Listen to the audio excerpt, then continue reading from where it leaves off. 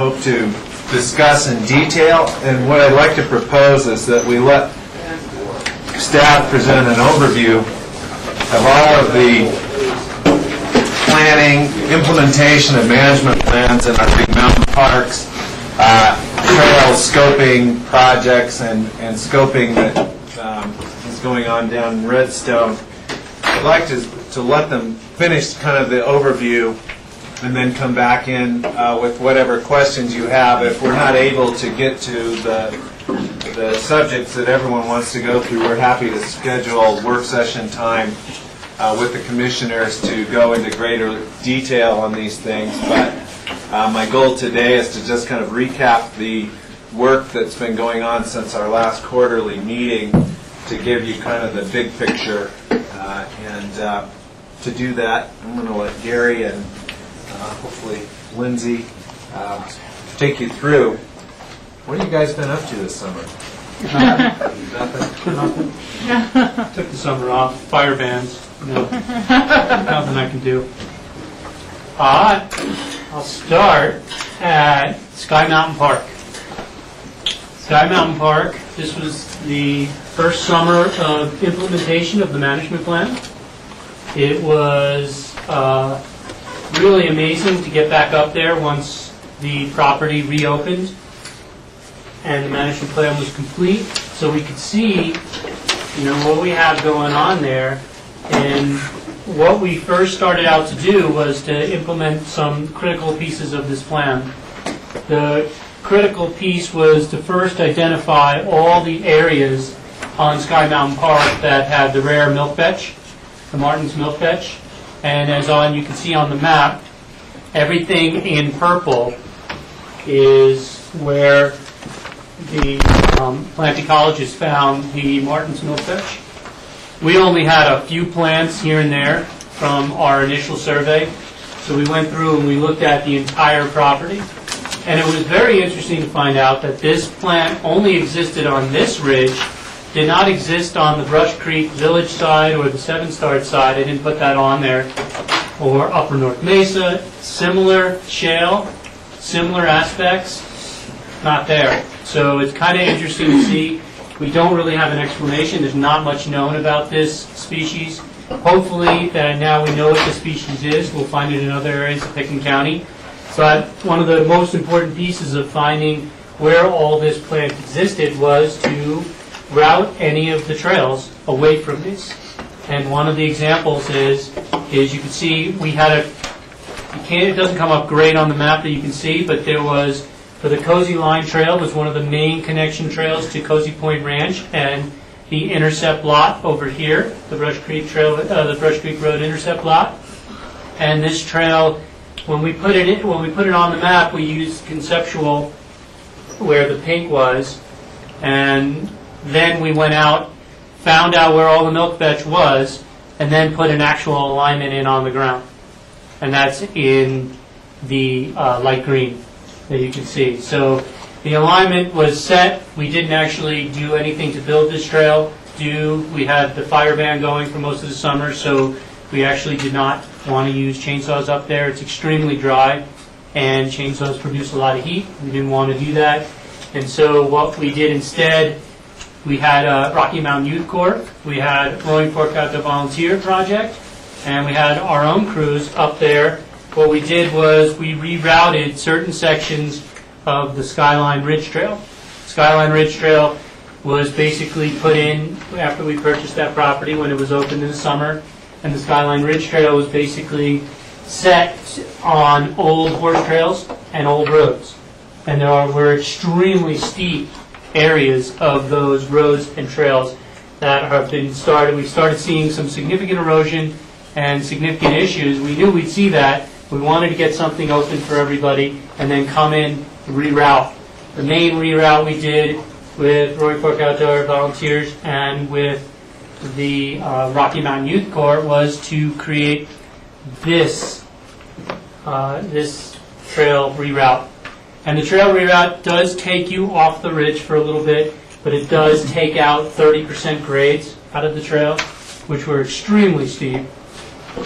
And we've now made it much more sustainable. The grades are well below 8% average grades, and so it gets you around this really steep section, and then brings you back to this trail. The other part is down here by the picnic area. We did a reroute because the picnic area used to have a road that went straight up the hill at almost 35%. It was extremely loose, and it was great to get it open, but now we got something to reroute around that. You still can get to the picnic area if you want, but we actually have a sustainable trail routed through that area. So one of the things we did not do, we were going to start our habitat improvement projects in here. Due to the fire ban, this was not an area to put in heavy equipment this summer. And, it gives us also another year.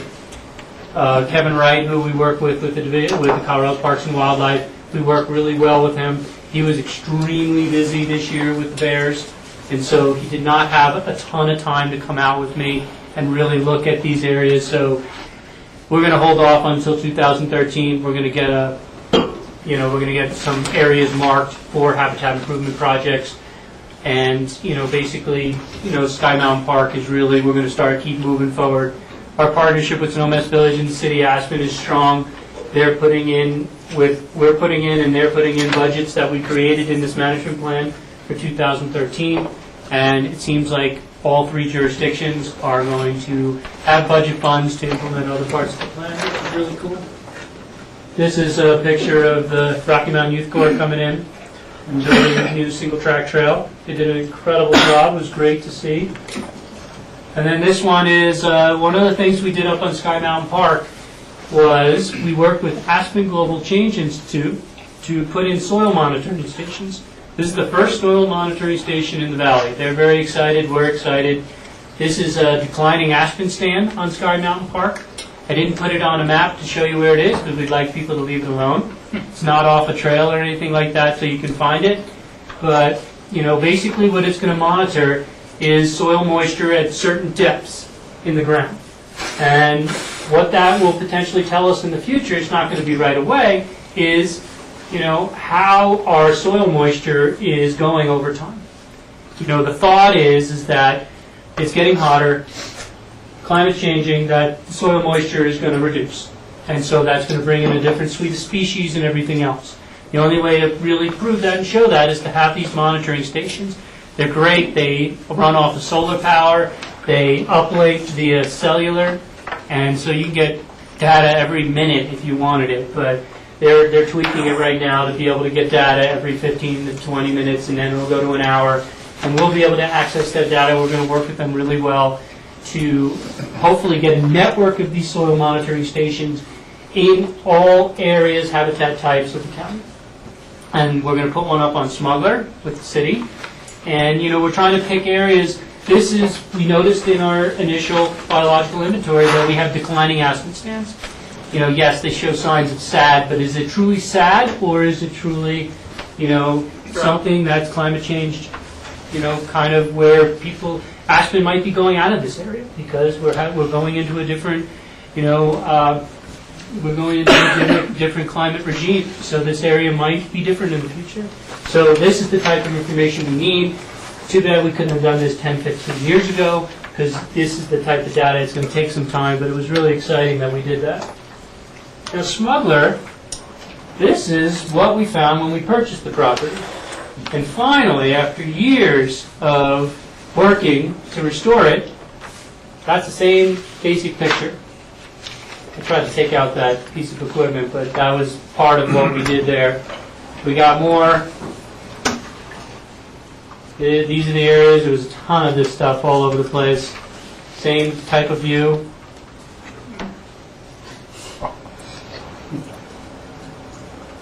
And so, basically going back to that, we did a lot of work. Roaring Fork Outdoor Volunteers, the city crews, and the county has worked really hard to get this area to look as natural as possible. And, it's really kind of a testament to the community for not that we just, put the big outlay of $15 million. We made a management plan. We put some big numbers in there to restore it, and we have done that. And we have done a major amount of restoration up there. We have built some great trails that the community now loves. This is one of the areas where... Gary, back to the other picture. When you do the same shot in 2022, what do you think it's going to look like? What's the expectation? In 2022, the expectation is to see regrowth. What is it going to be? It's just like our forest management type of stuff. What type of regrowth are we going to see there? You know, we're trying to set it on a trajectory to allow nature to take its course up here. We planted some shrubs and some trees up here, but we really, you know, we did a very cursory, we put a lot of native grasses and stuff to start the succession in motion. So hopefully in 10 years from now, you start seeing, it doesn't look like this, you know, restored area, that it's actually vegetation's growing. Hopefully the aspens start suckering in, but maybe it's lodgepole that comes back, we don't know. That's why we're also going to put a soil monitoring station on Smuggler, because I think over time we're going to see vegetation change, soil moisture regimes are going to change, so it's going to be kind of interesting. But remind me if I'm still here in 2022 to bring this same picture back in. And then we did some great improvements. Here's a boardwalk that was up there. It was there. People have created this trail, and basically, if you weren't able to ride a single log, you fell into the wetland there. And so we took that out and actually created a really good boardwalk. We got a great volunteer help to be able to, you know, spearhead this carpenter effort, and you know, our crews are able to do it, and it's really fun. If you ever hike or mountain bike up there, the good thing is everyone thinks this area is just for mountain bikers.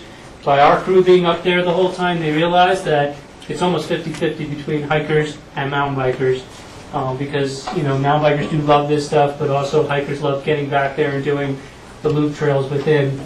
One of the great things we did on Smuggler too was, you know, we had a lot of mining stuff, and we didn't want to lose the mining history up there. So we hired a historical consultant to come up and show us what were the most important areas to interpret. And so we've created interpretive panels. That's around the Iowa Shaft.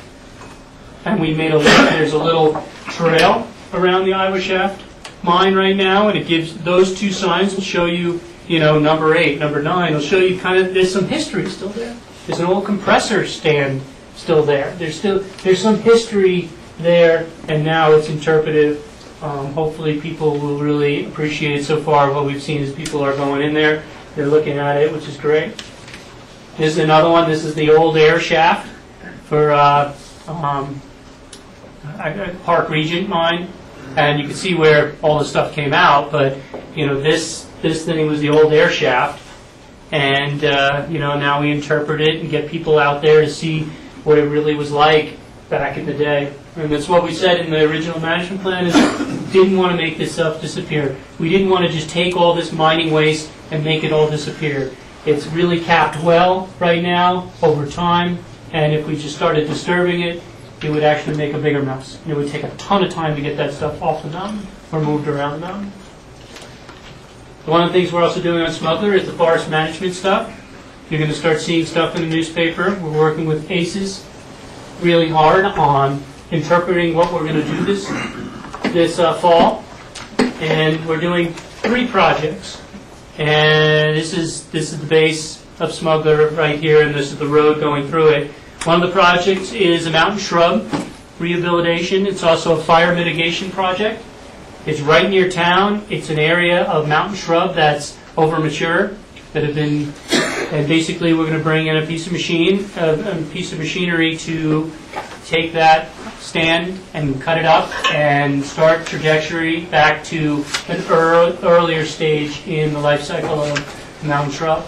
This is going to be pretty darn visible from the trail, so we're working with ACES hard to get signs up there that not only tell you, beware, this and that will make everyone safe, but to give you why we're doing this and to tell people why, with pictures and reasoning and stuff like that. So ACES has been a great partner with us. They're paying for all the signage on these. Gary, what's the public going to be witnessing in that area?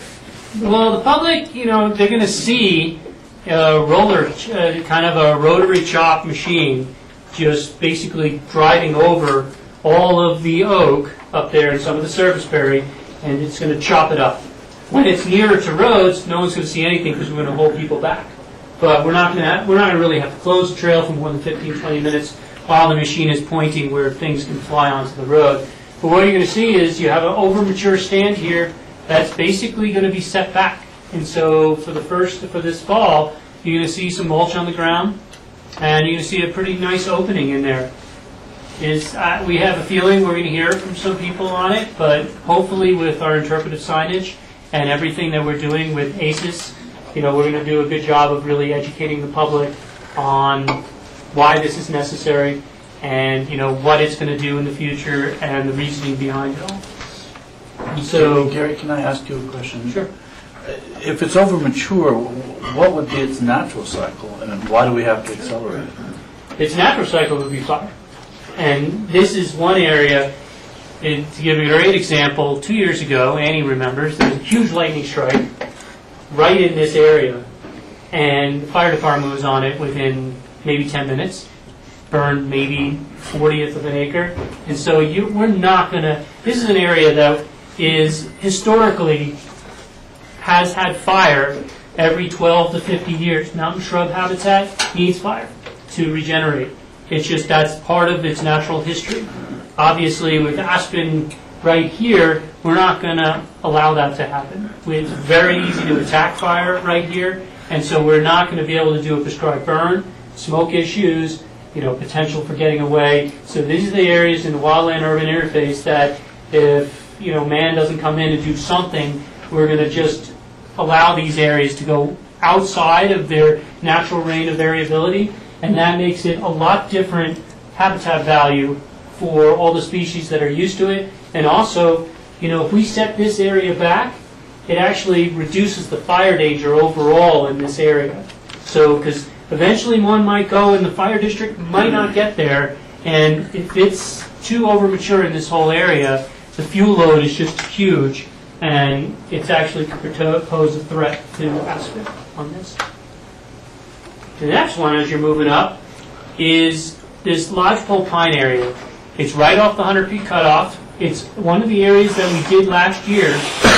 What we learned last year was it costs more than we expected to do these lodgepole pine habitat improvement projects. And what we're trying to do here is these are lodgepole pine areas that have been hit by beetles, but right now we're not having a crisis of beetles, but this is one of those things where if you create an opening, you actually start the succession of lodgepole pine or whatever else comes in there again.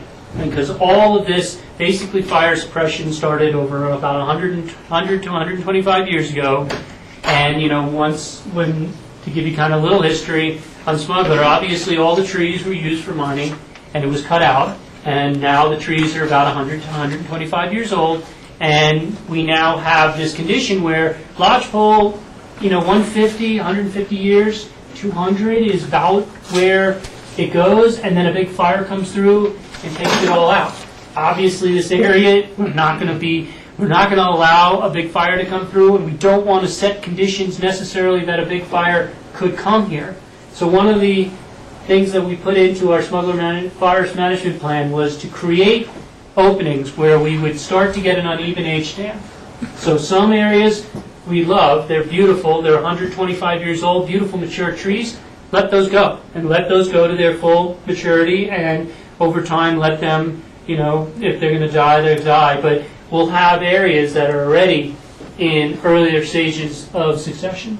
So that's one of those things where you kind of have different stages of succession. It actually helps for a lot of different reasons. Fire, it helps for habitat, and it helps for the recreational aesthetic too, because you don't want them all going at once, because like the beetle showed you, if you have all of them go at once, Breckenridge is dealing with it right now, is that you just have this wipeout of trees, and your recreation aesthetic too, and the aesthetic from aspen will definitely be reduced. And then the other area is a conifer encroachment project. And this conifer encroachment project really is due to lack of disturbance, basically fire, in this area. The aspens are all at the end of their life cycle. Aspens live to about 75 to 100 years. And in this area, you start to see them to start to decline. and the conifers start moving in. That's natural succession. The reality is we would love some fires to come through here, because you want some succession, and there's plenty of it around here where the aspens are getting displaced. But to provide the habitat that the aspens provide, you want to have both. You want to have areas where there's succession happening, and you want to have areas that have disturbance. The only way to do it in this area is to provide the disturbance and basically start taking out all of the conifers in that area, disturbing some of the soil, and the aspens will start regenerating in that area. Obviously, we're not going to do that through the whole property in every aspen stand. Some aspen stands should be seceded over time, and if a natural fire happens, it happens. But in some areas that we could come in and do the conifer removal, it's one of those things where we'll have uneven age stands and potentially some healthier aspen stands, which are incredibly important for wildlife.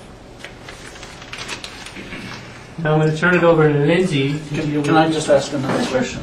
So in this fire succession program, some of the fire actually promotes seed dispersal and that kind of thing. So if we don't have fire, then and we're using mechanical means or whatever, how does that actually mimic the fire regimes that go through, or how do we get as close to the natural processes?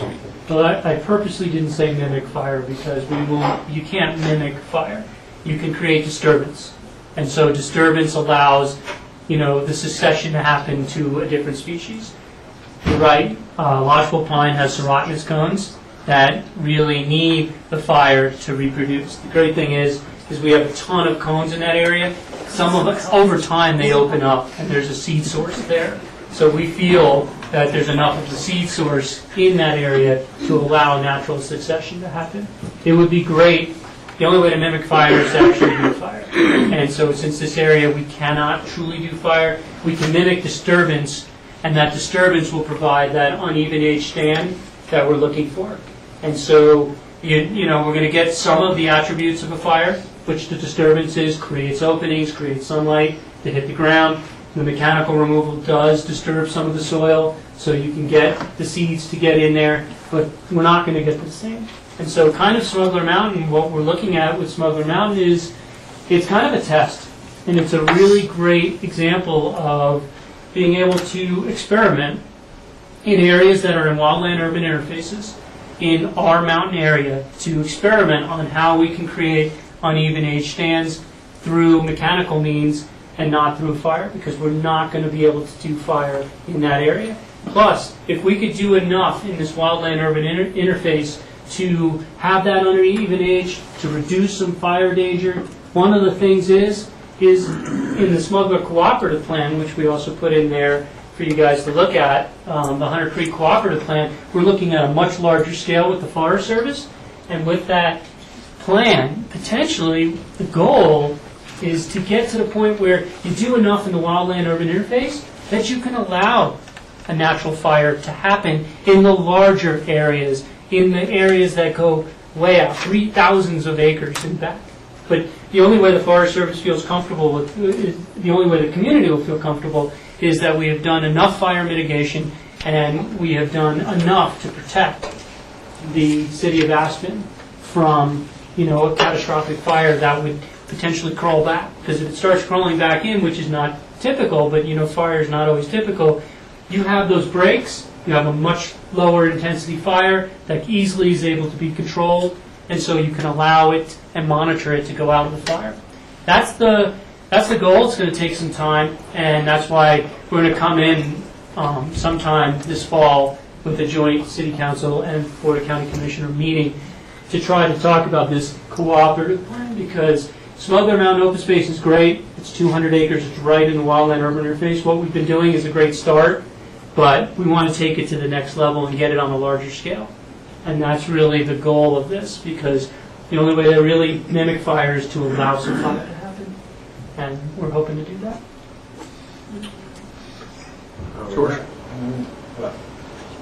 Gary, just back on your earlier comment about the soil moisture monitoring system that's up on Sky Mountain Park. We're going to have one up on Smuggler. My understanding is another great benefit of that is it's able to help predict the moisture content in the soil as it relates to fire retention and fire mitigation as well for predictions.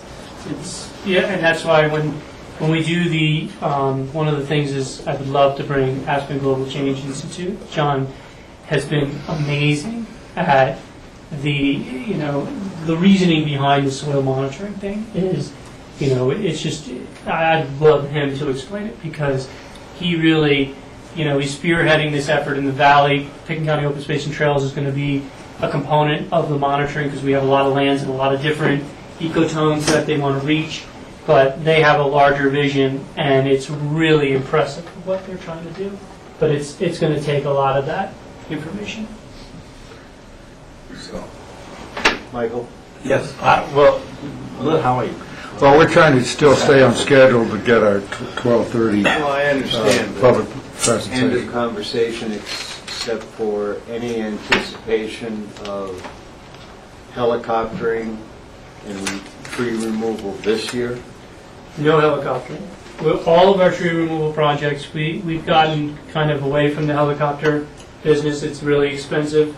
And honestly, last year we were able to kind of prove that we could do non-helicopter removal and be able to, we need a little disturbance, and the actual mechanical being in there helps that. And we did it last year where we were able to show that we didn't do, people go by it now and they go, it looks great. You don't even notice it. We didn't get any comments whatsoever. It is as visible to hundreds of people a day as possible, that Lodge Coal Pine area where we just cleared it. And we didn't get the comments we were expecting. We'd like to compliment ourselves that we did a great job educating the public, but I think they didn't see, a wiped out area. They saw an area that's already coming back with some shrubs, and we're going to monitor over time to see if it actually comes back with trees, but no helicopters. Yeah. Thanks, Howard. Okay. So what's next? Oak Park final design. So we, for one recalls, we had the Redstone Parks and Open Space Management Plan that was adopted end of 2010, early 2011. And in that, it had a few different conceptual designs for 3 different parks in the Redstone area. And so, as a result of that plan, the Scenic Byway was generous enough to dedicate us their grant money to kickstart the construction for the Elk Park portion of that plan. And the commissioners were generous enough to give us the money out of the park's dedication fund to begin the final design for Elk Park so we could get this all going in a timely manner in order to be able to use that grant money. So this summer, I guess end of May, early June, we started our steering committee up again. We've been meeting bi-weekly for about 2 months straight, and then this past month we've had off. Our next meeting will be October 3rd now, and at that meeting we'll be going over the conceptual interpretive panel designs. But right now what I have for you is the park design and then the depot design to go through. Also special thanks to our steering committee because bi-weekly meetings are a huge commitment and they've been awesome through this whole process. So this would not be done without them either. So what we're looking at right now is the Elk Park final design, the site plan. To orient everyone, this is Highway 133 down here. Over on this side would be the community of Redstone. Redstone Boulevard Bridge is over here onto the right of the map. The pedestrian bridge that connects to Redstone is on the left of the map. The site today, on the left-hand side of this plan, is the parking area. And the other prominent feature on the existing site today is over in this area, there's a cabin that's condemned. And then that's the location where the depot would be going. So to walk everyone quickly through the site plan, again, we'll be bringing this back to the boards later this year. But on over here we have an open informal play area. One of the big requests out of the different planning processes is that Redstone is a really narrow, confined valley. There is 0 open play space for kids to go and play soccer or kick a football around, so we wanted to provide within Elk Park those opportunities. So that occurs in this area as well as over here. And this other, what we're calling the slope, is another open play area, but it also functions as stormwater retention or absorbing flooding impacts if the crystal were to flood, as well as an informal little outdoor amphitheater space. The parking area was moved more centrally located. One thing I should point out is that the Coke ovens are directly across the highway from Elk Park, and so the idea of centrally locating the parking to encourage people who are visiting the Coke ovens to park in Elk Park and use the park, as well as people can park in Elk Park and access the community through the pedestrian bridge or over Redstone Boulevard's bridge. And then on the far right end of the site is the depot. And the idea behind that is that it's an information center that, can we go to the next ones?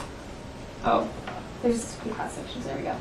It's the idea that it's an open air information kiosk. Again, the grant money came through the scenic byway, and that we've identified, so to orient people on the sketch, is that this side would be the highway, on this side is the river.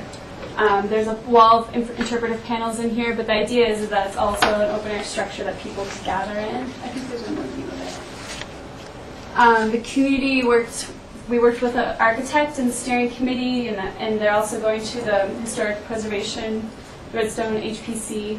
But the idea is that it takes elements out of the community. It doesn't just look like a picnic shelter put over some interpretive panels, but actually provides opportunity for the community to gather in there. And the depot concept comes from the fact that there was a historic depot on this site, and so they looked at those old drawings and brought elements from the old depot, the raised platform, the little tower, elements like that came off the old depot structure itself. So right now, like I said, we have one more meeting left with the steering committee on October 3rd to review the interpretive panels that are in the depot, as well as the 5 panels in the site. And then we're going to have the project on display in the community of Redstone for about 3 weeks, and then we take it to the caucus in the November meeting, and then after that we're scheduled on the open space board meetings. Yes. Let me ask back on the original larger layout. Are there any porta potties or composting restrooms or anything planned?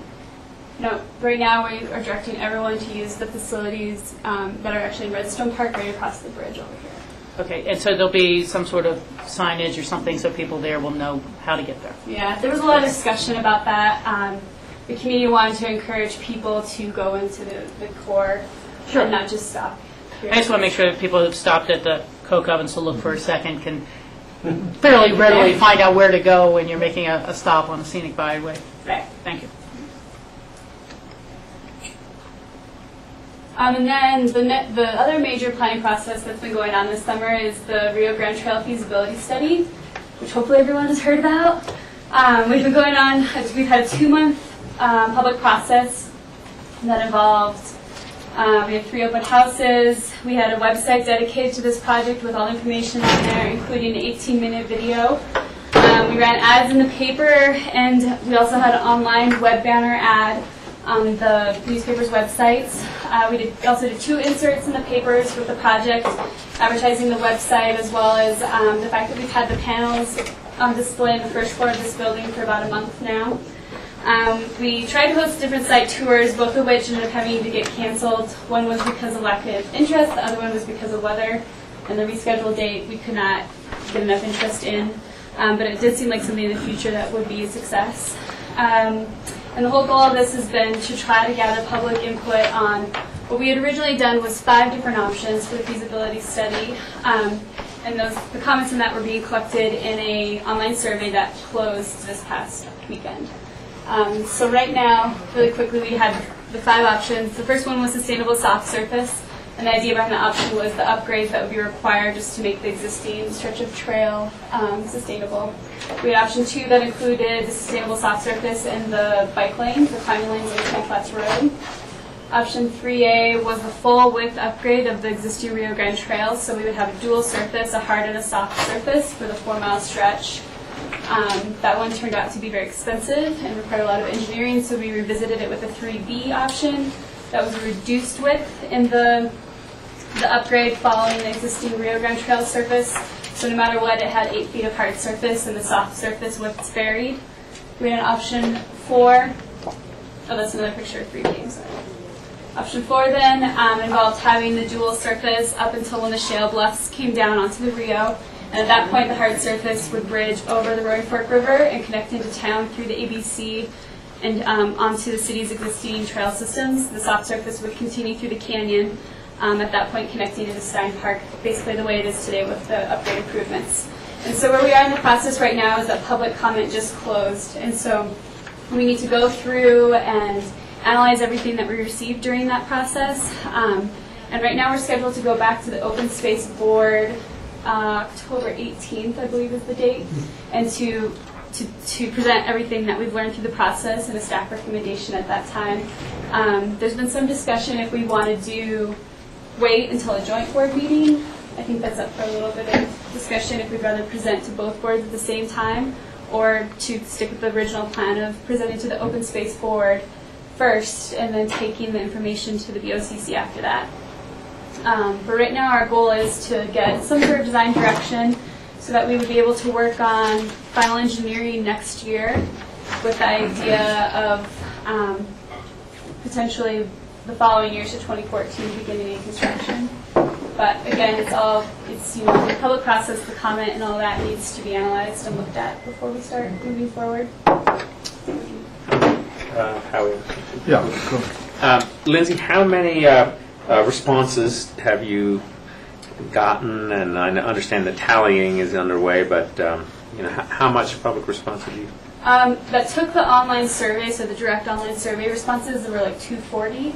I've received letters, well, I've received 2 of the 3 letters that I'm expecting from different user groups. So we presented to all sorts of user groups and community groups too, just for information, and if they were aligned in their position on it, then they could submit that. And so we did receive something from the Horse Council and from Moomba, the Roaring Fork Mountain Bike Association. The Nordic Council is also submitting a letter, I just haven't received it yet. If you look at the direct contacts and how many people viewed the websites, things like that, those kind of numbers, we don't really have the final count on that yet. But in the survey, the online survey, we did hard copies at any of the open houses as well as in the main hallway down here. So all of those have been entered into that online survey too. So that's what the 242 represents that number. Howie, can I? yeah. I guess on the question that Lindsay asked about how to present in the future, at least my preference would be that your board get a chance to really look at it and ask any further questions and refine it and then come back to us. It's just that at times when there's 11, 12 of us in the room, it gets really hard to have as meaningful a dialogue. And then when it comes to our board, certainly anyone else would be welcome to participate and come. But that's my preference of how that proceeds. I think our board has sort of anticipated us trying to take all the input that Lindsay's been able to gather, try to vet it as much as possible, and then come up with a recommendation or recommendations, phasing, factoring funding schedules, all those kinds of things. It's a complex project. Dale? Can I just jump on this? One of the challenges for open space staff, especially in recent years, is that we've been attempting to do public scoping that satisfies the community, that everyone's had a chance to participate in these things. But there is no real standards to tell us how much is enough. What we're doing here is way beyond anything we've ever done before and way beyond anything that would normally be required by, for example, a county land use permit. But we do hope that by the time this wraps up, that you are all confident that anyone that wants to participate in this has had many opportunities to do that.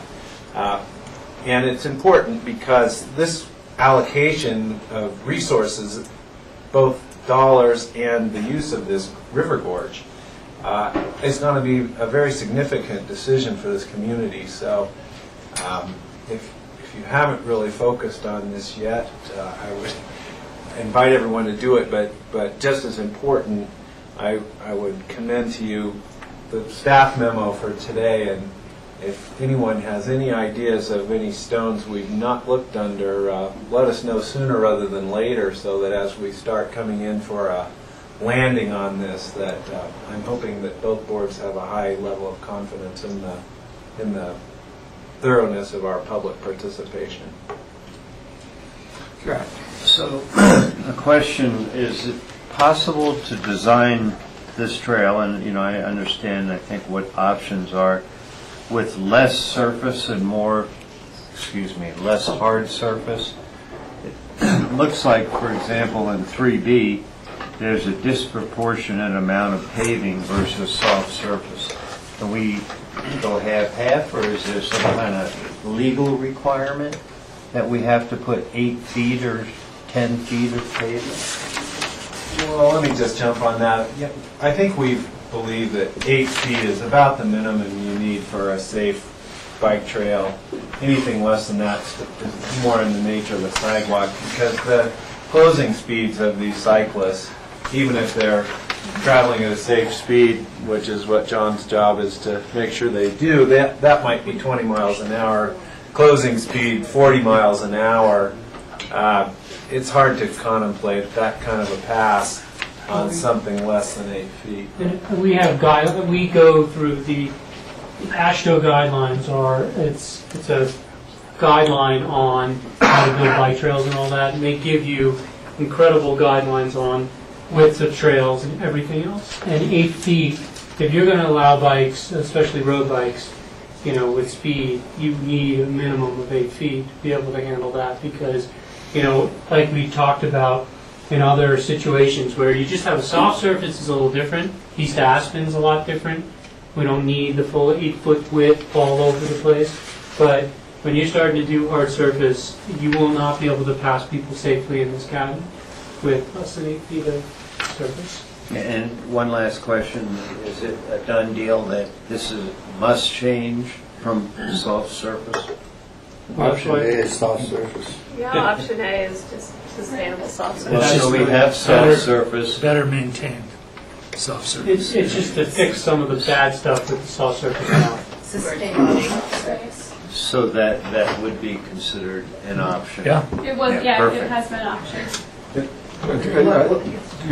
For Jack's benefit, there is a package that recaps all the details. Yeah, we saw it, and I want to clarify good what question. I thought. I knew I don't need any side comments Okay. on the side here about my comments. All right, so Dale.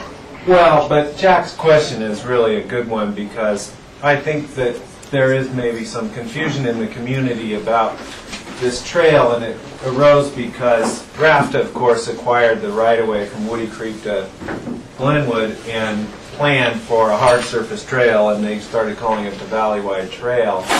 And because of the profile of that plan, some people have assumed that the conclusion reached in the RAFTA comp plan extends into Aspen. In fact, it doesn't. There has never been an adopted plan that has concluded that there would be a hard surface trail continue up the railroad grade into Aspen.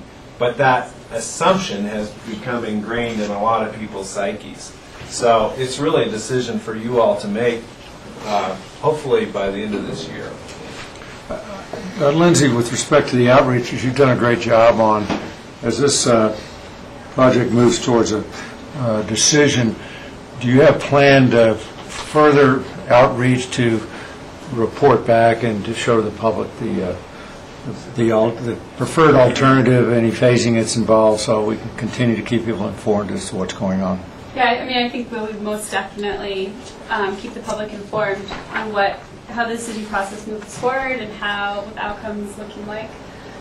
We do have this website for this project that we can continue to update and keep the public involved in the process on there. And we can put any of the information that we bring to the boards when it comes to summaries. We can keep all that info on there. But I think how that looks will be determined in what happens in the next few months with the decision process. The final question is that I've heard is perhaps the confusion of the words hard surface versus soft surface, paved versus soft. Is there another term that could be used for the non-paved section as opposed to soft? Like pressure fines, or Gravel? because you can have a hard unpaved surface. Is that what you're? Well, asking? we've heard that people see county roads that are not paved, but they're very hard surface. That kind of durability, if you will, that could be looked at beyond just the typical crusher fines material, which is always associated with soft surface, but it's really not soft. It's just not paved. Right, and we have heard the comment there are things that we can do to the existing soft surface to make it harder. to add different additives to it than our binders, basically. Binders, So okay. we can look into all that as part of what we hear from the public.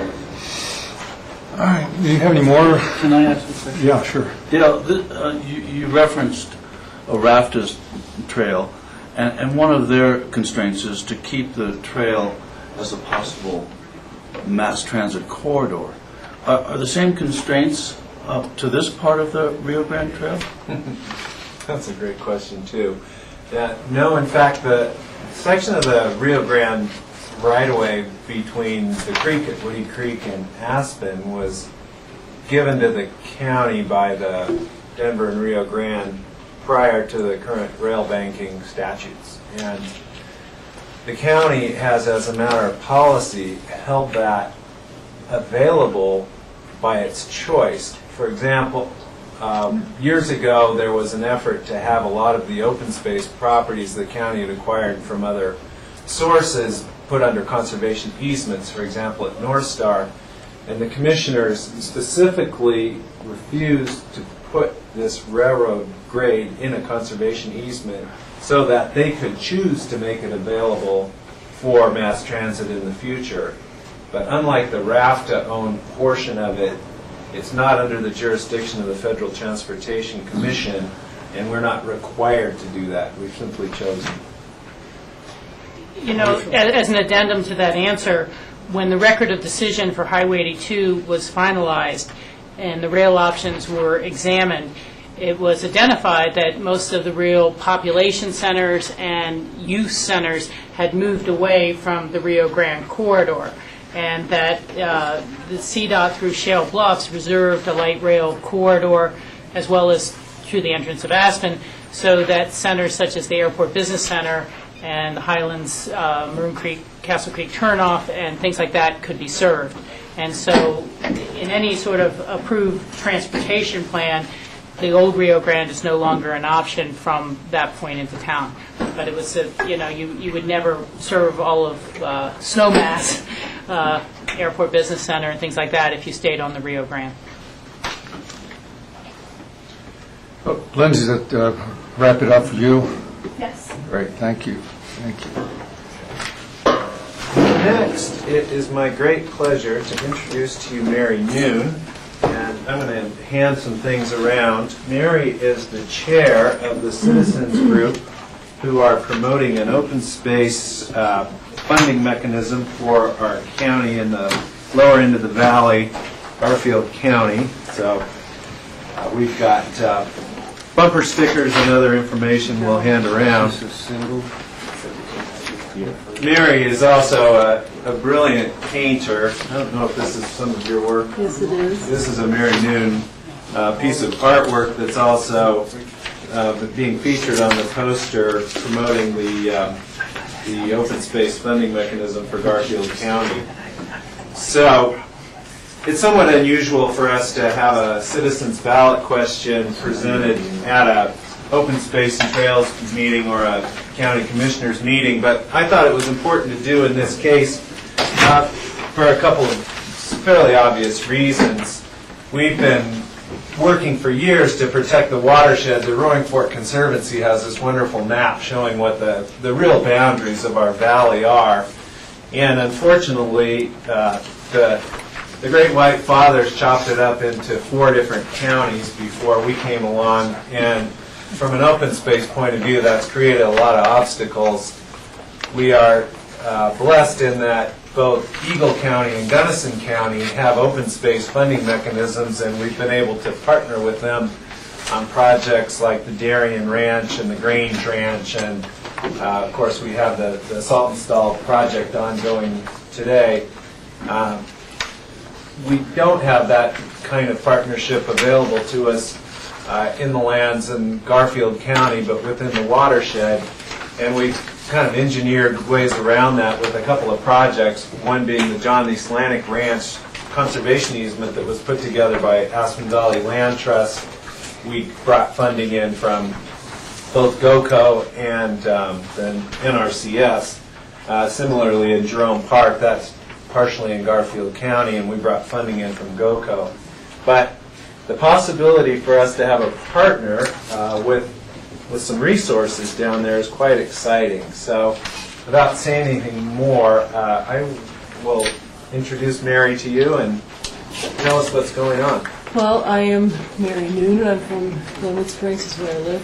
And we're doing this, we have a thing in the article in the paper this morning that talks about the 1A is a sales tax measure that we're trying to get going in for the November election. And it would be 1/4% sales tax, which is 25 cents on $100, which comes to the average family is about $40 a year, which is a reasonable amount, I believe. And what would happen, we just feel that the county is projected to grow to double in size and population. And we're concerned about the amenities that we have, and we just need to have we need to be able to come to the table for conservation easements, and this program that we've come up with is a product of many, many years of research and polls and all kinds of things we've done to try to find out about what will work for Garfield County, because Garfield County, as you know, is very different from Pitkin, but we do share the same atmosphere here, so we need to be working together. And we're very excited about it. We feel that we're getting some good support down there. We just got the Cattlemen's Association is in favor. It's the Western Colorado Oil and Gas Association, and the Colorado Outdoor Industry Association is on board, which is very hopeful. And this is the third time we've tried this open space tax thing. But the other two were property, and so we feel that the sales tax is a little bit more palatable to locals. And this program that we came up with is very, I think it's a good one. It's 3/4 of it is for, the money that we hope to raise is about $2 million a year, $2 million plus a year from the sales tax. And it would be run by a advisory board, which would be a volunteer citizens advisory board that would be made up of a representative from each community, Carbondale, Glenwood, Newcastle, Rifle, Silt, Parachute, and as well as 3 members from just at large representing the 3 districts of the commissioners' districts. And the money would come in and would be administered by this group, and the funding would be a kind of a grant cycle. And willing ranchers, this is only done with willing ranchers, could come forward and get their land put for conservation easements or development. We would be purchasing the development rights, and then 1/4 of the money could go towards individual communities could come forward and say, we have a project that we'd really like to get going, and we could leverage the lottery funds, which would be really a good thing too. For example, like in Glenwood Canyon, right on the other side of Glenwood, there's that ranch that's there's a ranch right on the other side of the tunnel that right as when you get into the canyon that we're looking at, and their Rifle has an island. They're trying to do the island boat ramp and park, and each individual community has its own things that would be good for this project. And we just really, this is more of an information thing. We don't necessarily want to have your endorsement or we just want to tell you about what's going on. And see if you have any suggestions for us or on how to go about doing this. And that's basically what it is, and I don't know if you have any questions about it or if you want to. I think it'd be helpful to boards to kind of become more informed about what you're doing. I'm Howie Mallory, Chair of the Pitkin County Open Space and Trails Board. Clearly, we have a similar vision, and obviously share the watershed, as Dale mentioned at the beginning. But the more we can know about some of the mechanics and what your vision is, that would be helpful. You'd raised a couple of questions about your sales. You made a mention about your sales tax. Mm-hmm. I understand it's not on every everything that's sold is only on certain It's not on items. food and it's not on medication and some machinery, everything, which is good. And they say that that 60% of the sales tax is paid for people from outside the county, which is a helpful thing. I'm trying to get it passed. But we're optimistic. I hope we've done our homework. You mentioned the forecast about the county growth. It's going to double. What's the Garfield County population now, and when is it proposed to be? Really not, I have no idea, I don't really, lied to you if I told you what it was. But just with the, it's, Garfield County is so diverse in going from Colorado all the way to Parachute to the Utah border. You got a lot of oil and gas going on in near Parachute. I really don't know what the exact population is, I'm sorry, I don't. But it's supposed to be doubling. They said this in, was it 1981? They were forecasting it was going to double back then, and then the oil shale fell apart. Oh, Mark, you're right. But they're predicting it again. Dale? Oh, I just wanted to chime in and note that in our history of our program, because we just celebrated our 22nd year of open space in Pitkin County, but these projects that you named, I've actually seen them, and I'm a Garfield County resident, so I... 56,270. How much? What is this? 56,270. Right now. So doubling obviously takes you over 100,000.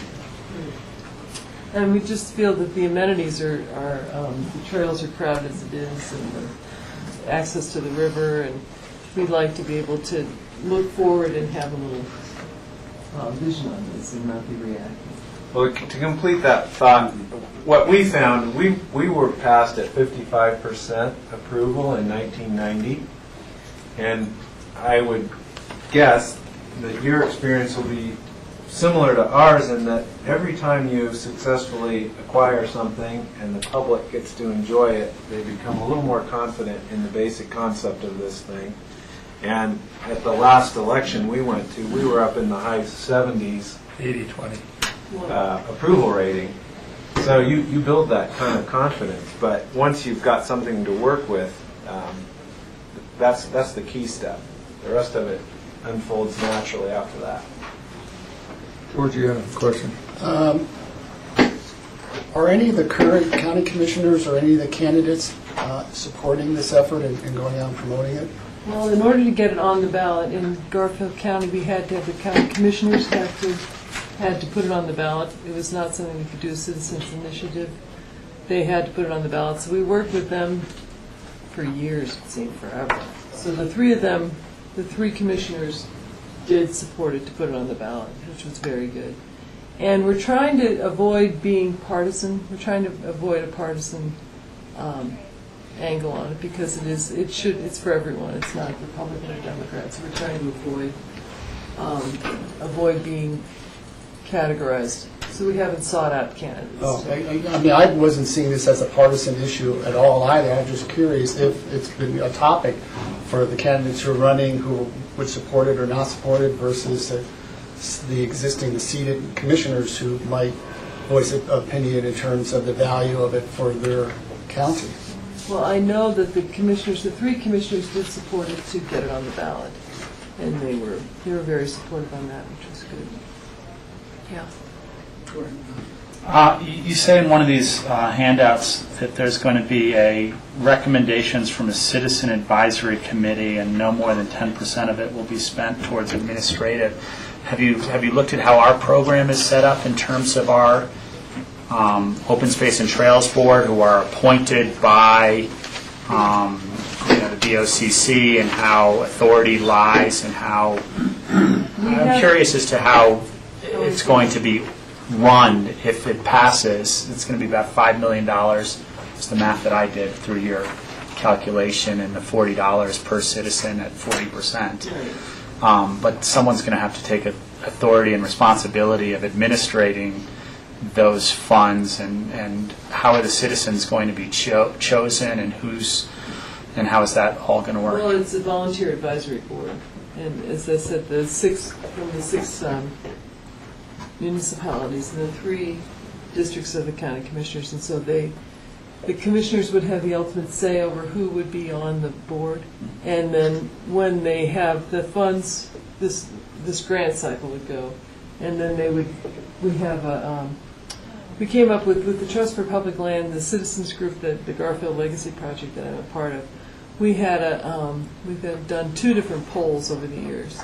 We did one in 2010, one in 2012. That talked about, we tried to find out about, just feeling out about how people would, how it should be run, how it should be accountable. And it basically would be the county commissioners would have the final say on what would happen. They'd give the actual blessing before the money would be given out. But it would be the advisory board would be the ones who would decide what would happen. And we have, going back a little bit, we had the Trust for Public Land helped us come up with this, go with the Green Print Project for economic development, which is really a lot of citizen input. We had all these workshops, people coming up with what their priorities were for conservation in Garfield County. And from that, we came up with this series of mapping. We did a mapping thing, and we actually have like kind of a plan of where we would like to have going with working ranches and the wildlife and the water and the community buffers, so that we don't have a constant growth from one city to the next. And I think it's a good thing. I think it's a good, well thought out.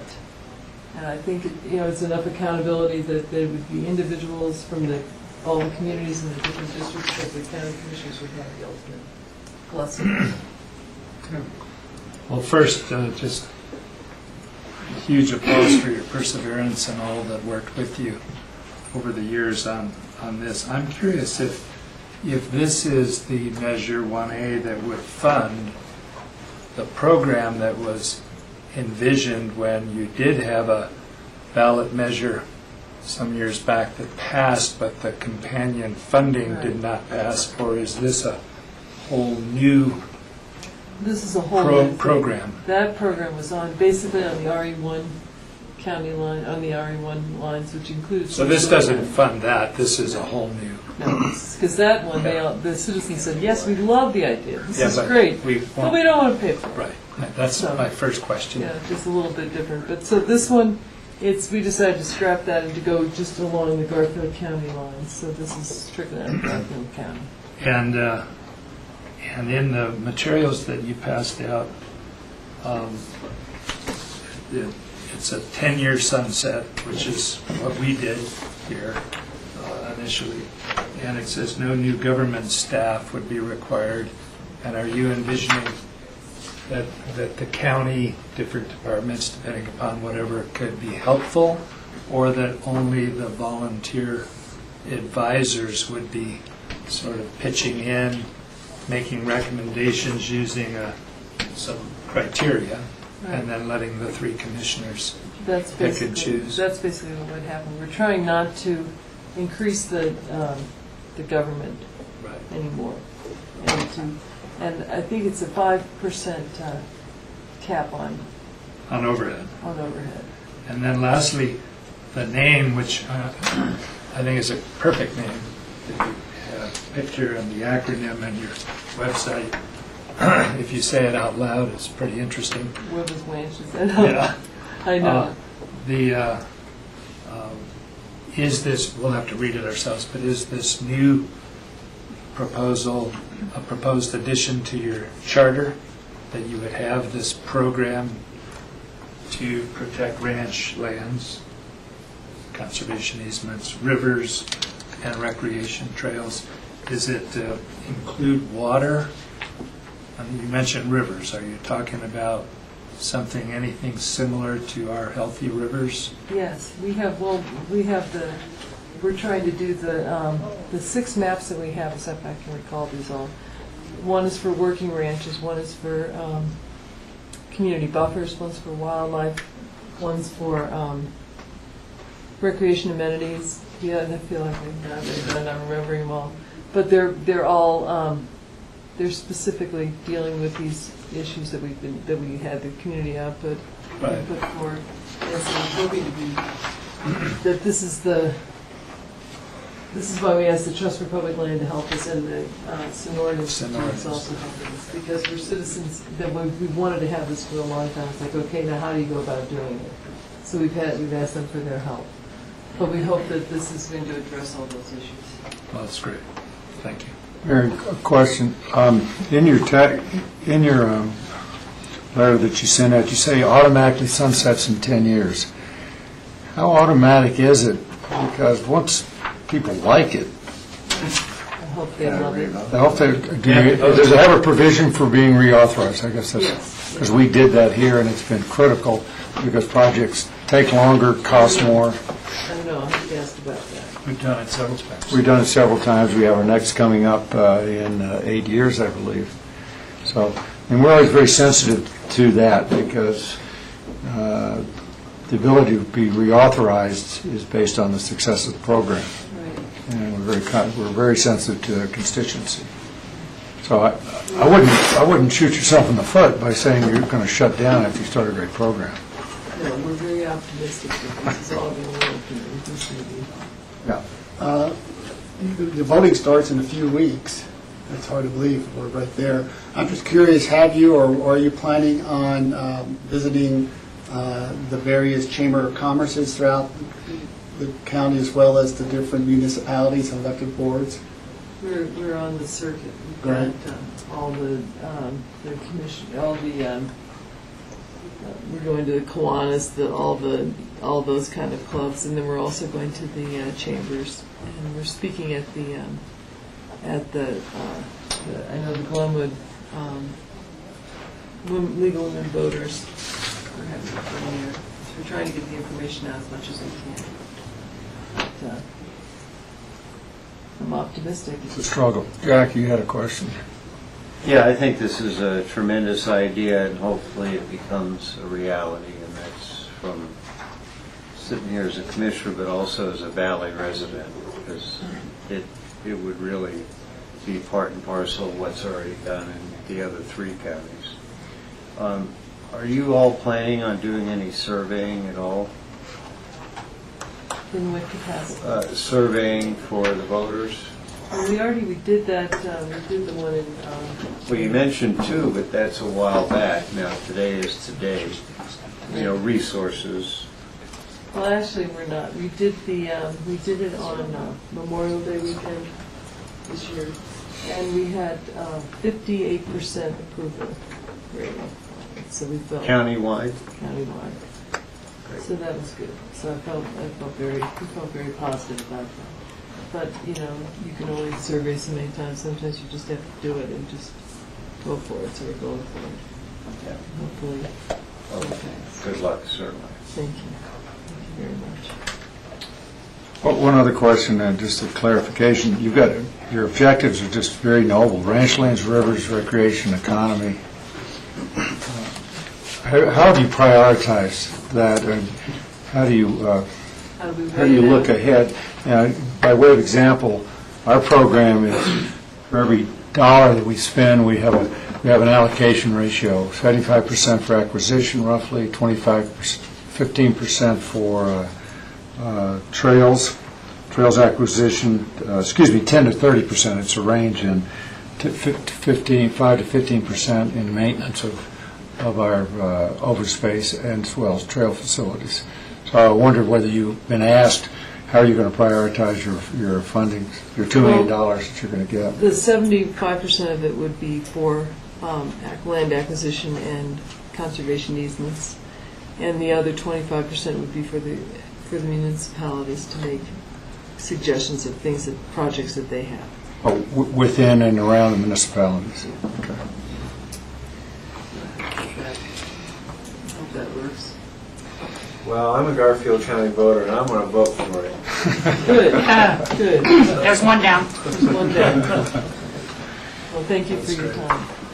Thank you for coming, and good luck. We obviously share a common vision. Okay, we'll keep you posted. Best of luck. Good painting. Thank you very Yeah. much. Thanks, Marie. People on their swag. Got your swag. Everybody get swag? Soon to be Collective swag resource trailer. Yeah, what else? We've got 10 minutes? Next month. We've got 10 minutes, and I guess if there's anything, any board comments or any further questions about any of the things that were presented today, maybe I'll make one final note, which is I did include the syllabus from the recent Colorado Open Space Alliance conference, and one of the reasons I did that is to just give you all a sense that these open space programs that are up and running around the state are running into questions and opportunities that are similar from county to county, and I think you'll see that if you breeze through the course agenda. But some of the examples of that are questions about how much public scoping really helps or hurts and how much is enough. That was one panel discussion. Another one was growing local food on open space properties. There was a panel on water, on open space properties, complex real estate transactions, how do you pool for your maintenance funding needs in the future, and so on. So as we are hitting our 22nd year, there are several other open space programs on the Front Range that are similar age, and hopefully will plow some of the ground that these guys may be looking at 10 or 20 years from now in terms of managing a large inventory of conserved land that's owned by the public. Was there any conversation about GOCO, its future, its their forecast for monies available, whether they have it taking any different directions or priorities? Yes, and that's a fascinating subject. GOCO's, well, the Colorado Lottery is slated to sunset in 2025. And the way GOCO has managed its cash flow, they've actually let more grants than they have money for at any one time. And they're constantly scrambling around phasing, closings, and so on to manage their cash flow. And they're going to have to start curtailing their grants in 2015 in anticipation of the possibility that they don't get reauthorized. So the word we received was that the next 2 years are going to be years where they try to front load some projects, both on the open space acquisition side as well as the trails side. They've recognized that some of these regional trails are rather daunting financial challenges, and they're going to have a couple of large trail rounds in 13 and 14. But in 15, they warned us that the grants will become more modest, and then they will be in a mode of looking at cash flow contingencies with even 10 years from then the potential sunset of the lottery. Very interesting.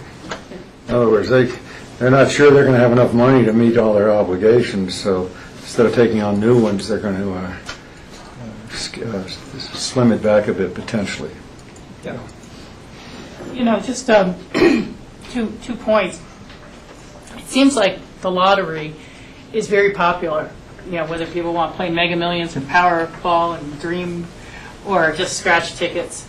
And so it would seem like it's the end of a whole program in Colorado unless it's changed to another purpose or re-upped. And so I think there's a lot of momentum going forward to see it successfully renewed. Are they going to go during a general election, or I mean, are they going to wait to the very last year and then see if it's renewed, or are they going to try and renew it a couple years before? I mean, this is me, but 2014 is going to be a big race. It's going to be the governor's race. There's going to be a lot of turnout in the state. There's going to be Senate seats up, and you know, to the extent you can offer input to these folks, it's a lot better, I think, to go before you get to the precipice than to, you know, wait till your very last year. And so that's just my input.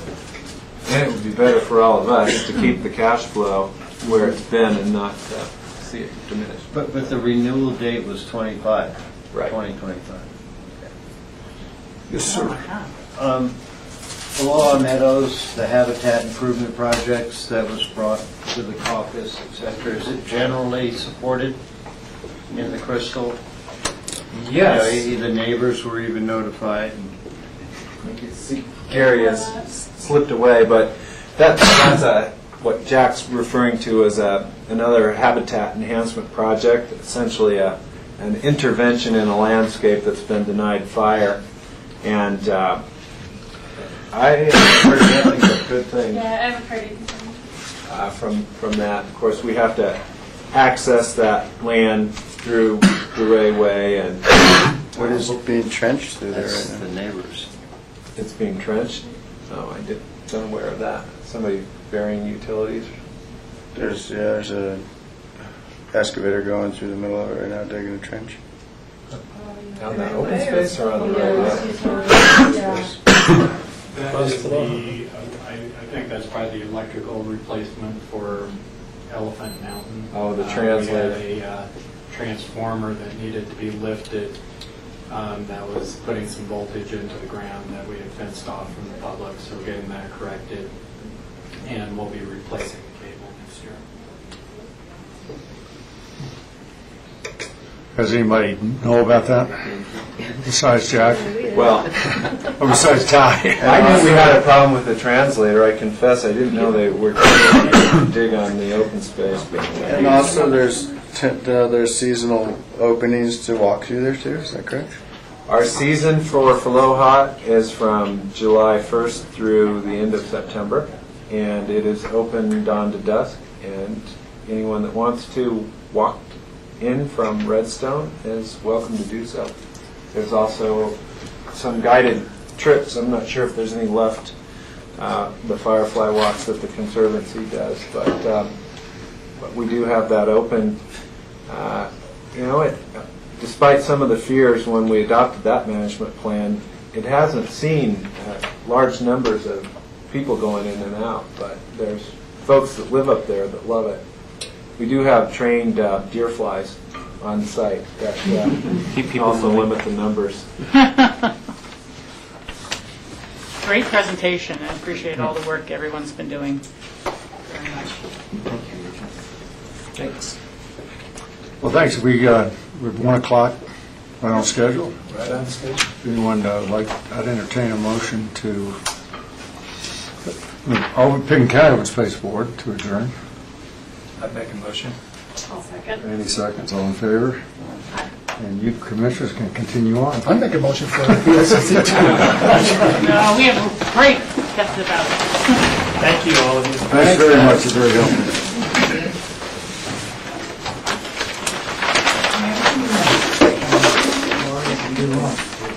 We, Gotta get my story. it's interesting, I've got a 5%. Yeah, come Well, on. now that it's closed.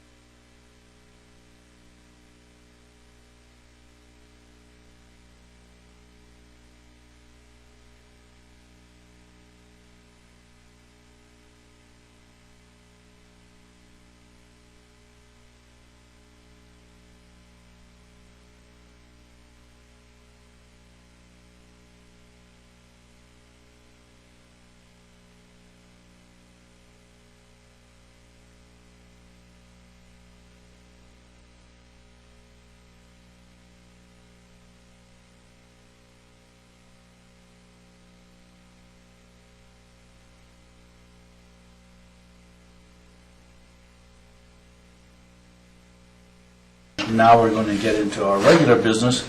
Our first item today is what is titled the Pro Cycle Wrap-Up. And Nancy Leslie is here to do the wrap-up for us. Nancy, thank you for being here. Thanks for having me.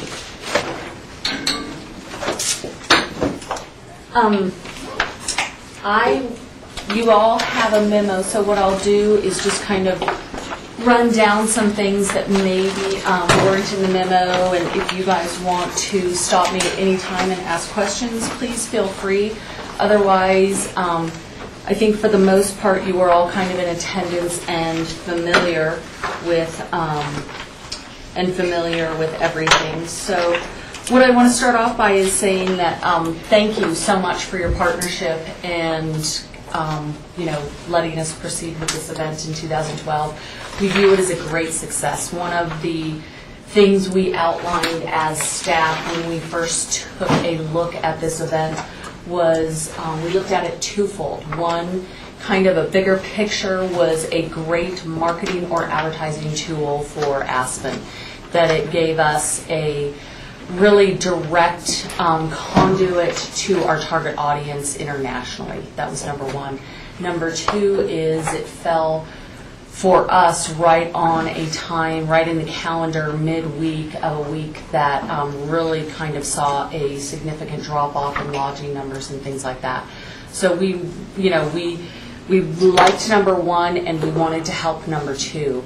And this year we were able to completely fill town lodging-wise. We were 100% full. So that we, as a staff and kind of as a community, I think that's a home run in year number two. So we were extremely pleased with the way things turned out. Having a finish and a start, being the only community with a finish and a start, was obviously just a boon for us. So that helped in our lodging numbers. That helped in everything. Kind of moving the, we took the lessons we learned last year, moving the finish line to Pepe Park, having the route crossings, things like that. We all felt that, that was a good, we liked those moves. We liked the way the festival was at the finish line, kind of just that excitement that it created right there. The VIP tent, everything just kind of flowed a lot better. As we outlined prior to the race, it was the finish was so exciting and the start was more casual and relaxed. The way the teams were kind of downtown gave everybody, both on Wednesday and Thursday, the ability to really get kind of up close and personal with them, which we felt was a tremendous help. The concert on Wednesday night also kind of did what we wanted it to. It wasn't something that people came and sat from the first song to the last song. They just kind of flowed in and out of Wagner Park, which pretty much is what we wanted. We wanted to keep the buzz in town. We wanted to keep people in town. We wanted to keep things, kind of just exciting and alive and moving, and everybody ready for the start the next day. So we felt good. We felt good all around about the changes that we made and what we learned. The other, and again, as with every event and as we always do, we took a few takeaways from it also, things that things that we can improve on. And one of the things that we would like to, if we are able to secure this for next year, is to really have earlier and better conversation and communication with our partners. The Forest Service really being the prime example, and being able to put out a unified message with a positive spin. So instead of, here's the things you can't do, it's more, here's what you can do and here's how you can do them. If you want to camp for X amount of days, here's where you go. If you want to ride up, here's what you do. If you want to drive up, here's what you do. And really give people options in a clearer, I think, format. So I think those are things, that we can improve upon for us. And I don't know, I don't know how you want to proceed. I don't know, I can keep talking. If you have any questions, how would you like to do this wrap-up? Well, if the board would like, all I have to do is ask a question. You say to me. Yes, Rachel. Yeah, thank you, Michael. We had a discussion with the Forest Service recently on some other matters, and this last item you just mentioned came up as well. The Forest Service through Scott Snelson, I thought he felt really clear that they could have communicated better about what you can do and how to do it. But I kind of think it's important for our board to reiterate, and this is just coming from my read of a newspaper story or not, that we really feel pretty strongly that the alpine tundra and the it is such a fragile environment that is not an appropriate location for camping. But similar to what you're saying, putting out the message of this is where you can camp, and this is how you can camp, and this is how you can get up there and watch from those areas during the daytime. It's not like no crowds allowed. I think that part of the change, of where the crowds stayed was really, a sense that if you were in town, you could catch more of the excitement than necessarily being there for the climb and for just a few minutes. So, I'm very supportive of what the city was able to do and our work through our staff and the sheriff's office and others to make it a successful event. I think it's a great event. And I would like to be one of the partners in applying for 2013. But I do think that, whether it was miscommunication with the city or miscommunication through the newspapers, if a condition of support is saying we're going to start back in camping at those higher altitude levels on Independence Pass, I don't think we can go there. I know I can't go there. I don't think we're asking for that. I think we're, it's not our lands. It's not, what we're asking to do is just really work more closely with them to determine, kind of the parameters and really put it out in a more positive way, in a more detailed way, just very exactly how you outlined. Yeah, and I think they acknowledge that as well, and learning experience. Jack and then George. Yeah, on that same topic, and I fully concur with Rachel. With this, getting an earlier look at it and trying to communicate better, and certainly there's the end result of that communication that goes community-wide.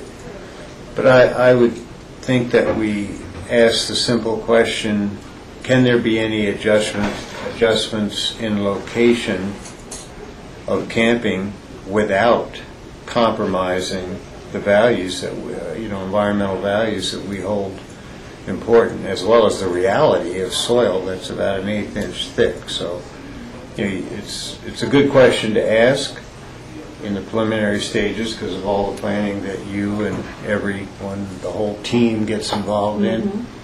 And then get out the word firmly that this is what it is and we're open for business. But it's not business in this sense that will dictate the result. George? Nancy, I had the opportunity to watch your presentation to City Council on CG 11, which was great, and I really supported a lot of the ideas that the council members posed to you. One was from Councilman Skadron, was specifically in terms of the name, the Pro Challenge, because as the City of Aspen and Pickens County has contributed substantial amounts of dollars to bring this event to our community, as had all the other ski towns as well.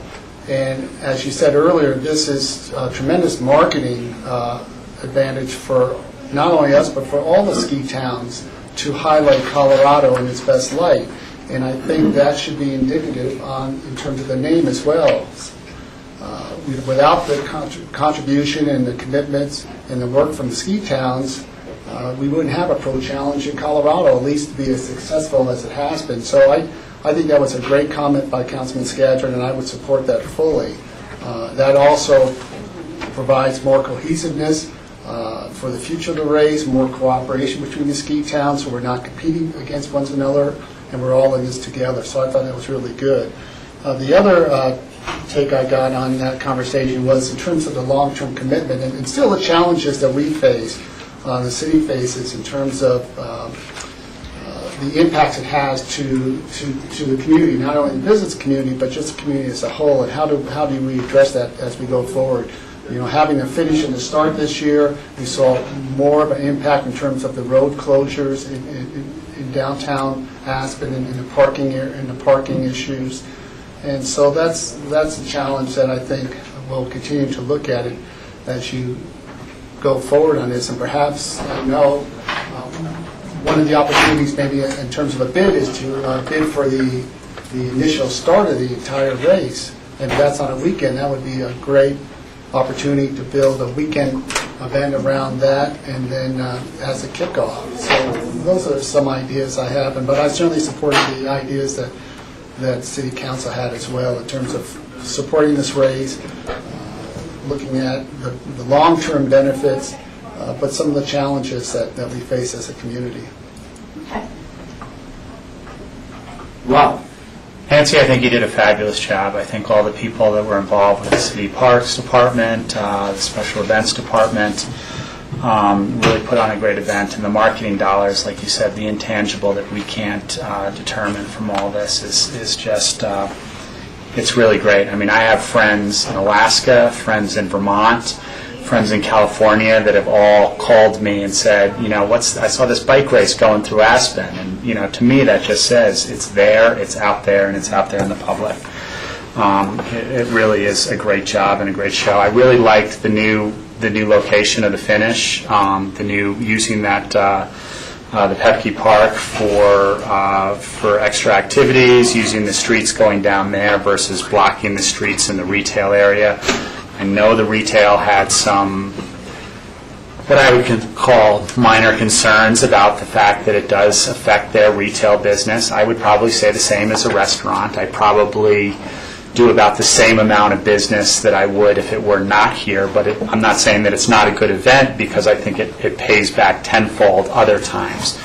I often said to people, well, we lose some of the local crowd that doesn't come into town because they feel it's, you know, too much going on, and that's just not their thing, but we gain the tourist crowd that comes into town for this event.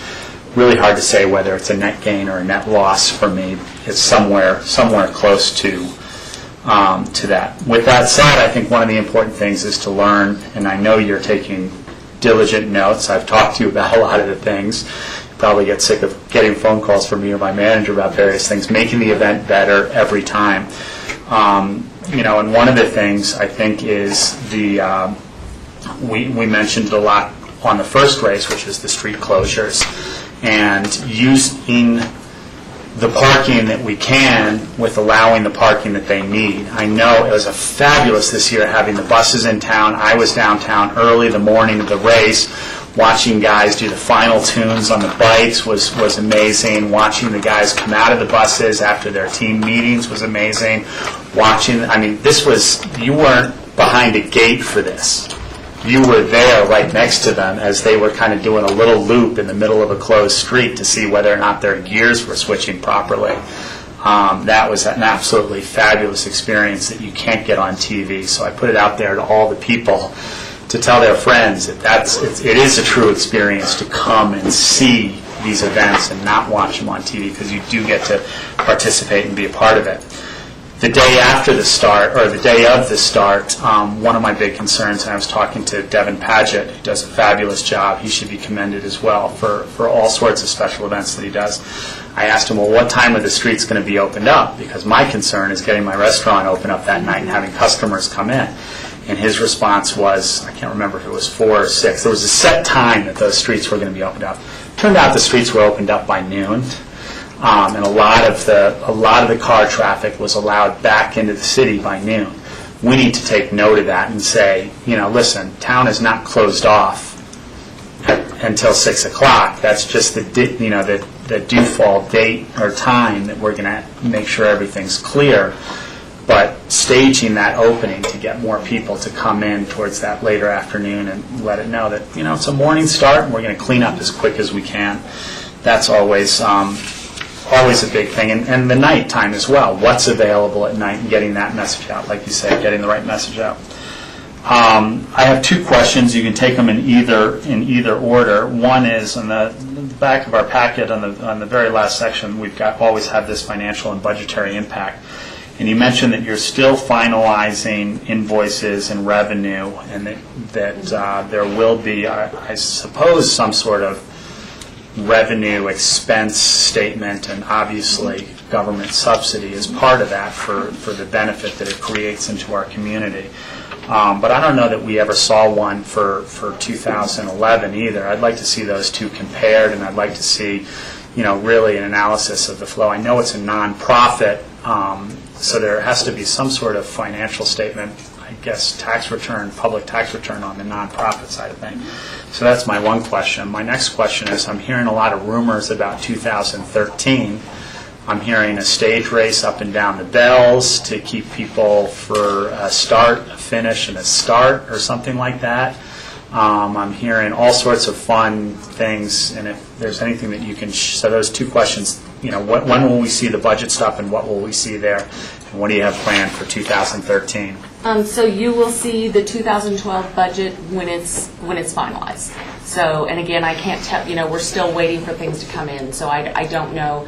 I don't know what date that is. So when it is all done, then that will be made public. Fair enough. For 2013, I think, what I've said to council, and there's nothing that we'll bid on everything and we'll look at everything. So nothing's formalized, nothing's finalized. We're here today to even ask for your consent to be partners to go forward with 2013. So quite honestly, the RFP hasn't come out.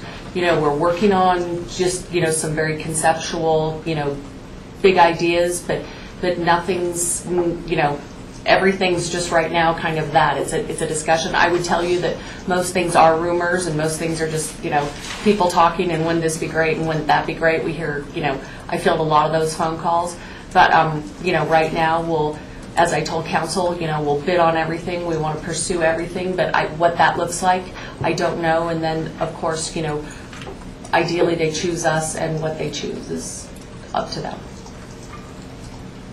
Yes, Rachel. Yeah, thanks for everyone's kind of thoughtful input, and again, congratulations on the event. It turned out great. The one comment I got from someone, and I may have made the mistake of telling that to Warren Klug the morning of, and he's exhausted. He just looks at me like, yeah, is there always a complainer in the crowd? But it was actually kind of a very positive idea that came from a citizen going through the vendor's tent area.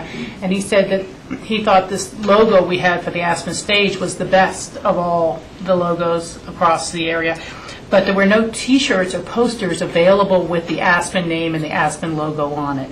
And that would be an improvement to work with the vendors so that people could get a T-shirt that was the Silver Queen stage of the Aspen, the Pro Challenge, and had our logo on it, or a poster of that, So that's the only thing I want to pass along, is a thought of a different type of souvenir that people could acquire.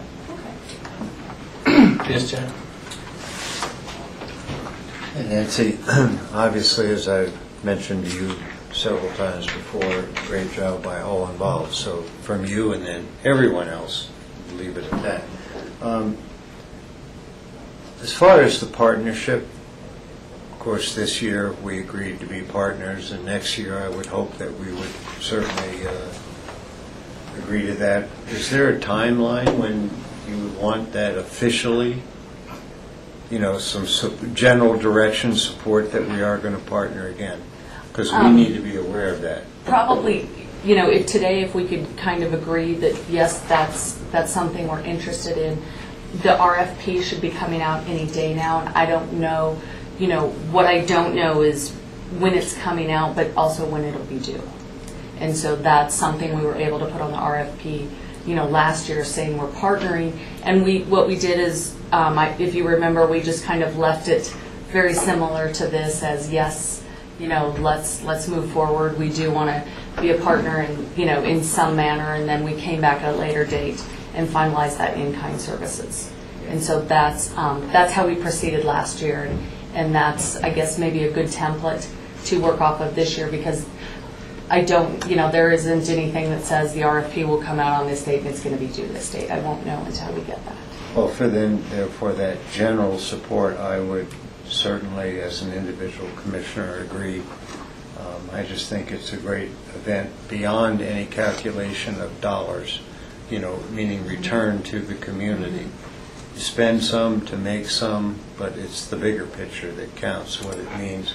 especially a shot in the arm third week of August, where the families have typically exited for school. So perfect timing according to, schedules, etc. One last question, in-kind services. Now, we had, I think, talked as a board and agreed with the sheriff's component as being an in-kind services. Are there any other in-kind services that the county was involved in? I want to try to define what we were talking about, so maybe, and I think Rob rightfully asked for that financial statement. Right, the in-kind services were the sheriff's office. Just the sheriff, okay, perfect. There's a little bit of road and bridge time and other staff time in the planning process, Jack, but certainly the boots on the ground, the major contribution was through the sheriff's department. Good, thank you. Rachel? Thank you. I express the same as Jack of general support going forward as partners. I just want to make sure, and I'm not sure what the linkage was, so that we are kind of active partners in the routes that are submitted in the proposal, so that there's nothing that's a surprise later of various routes that might have more concern through our sheriff's office or whatever. And I think that happened last time, but again, just to make sure that we're more actively involved during the RFP development of the proposal. I'll make another comment. I thought this year, relative to the previous year, the women's bike race was just phenomenal. The way they attacked the course, and I mean, it was like, it's just tremendous. And it speaks one example of how everyone stepped up, and the event was even much better than a successful first year. And that's just one example. I was just amazed at the speed those gals were going on those corners. And even saw one wreck, but that was the only one, I think. So that was good too. Very good. Nancy, do you have any further presentation? No, just I do want to reiterate that even though it is always me up here, there are so many people who put so many hours, and obviously this is a big, far-reaching event that is very much citywide, countywide. Lots and lots of people putting in lots and lots of time. So I appreciate the acknowledgement, but it's just me talking to you. But there's a lot of people who work on this and put a lot of time and everything into it. Okay, well, thank you. No further questions? Thank you, Nancy. 2013, we're good for, as we did last year, kind of under the general consensus? John, are we going to get a report from the Sheriff's Department on the cost of their in-kind services and the cost of the department? Yeah, we can certainly get that information, Michael. We haven't scheduled a briefing at this point, but that's certainly information that we can get to you. I can tell you that last year that was around $9,000, I think, was the billed amount, and I think this year what we found was, because we learned from the previous year, that while it was still intensive, it was not as intensive as the first year event. Depending on what routes are and that sort of thing, and any future events that can all have a major effect on what our in-kind contribution would be, and also which departments really need to be involved. So, but we can get that for this year for you. I wouldn't expect it to exceed last year's by any means. So I think there's general support for just general support. From the county point of view, I don't think we have any figures. John, you're saying we don't have a report schedule. We will have a report schedule? If that's the board's desire. Well, how does the board feel about it? Do they want to know how much this costs the county? When we, would we need to have that for budgetary purposes anyway, John, from the Sheriff's Department? It didn't really, what really happened here was we forewent a revenue, not an expenditure. So we were already budgeted on the expenditure side, so you're not going to see a real difference there. And like I said, there's a number of special events that are going on throughout the year that the sheriff tries to anticipate having some overtime hours and those sorts of things. So it's not down to the detail for this one event. Although we track hours, and we can certainly bring that back to the board.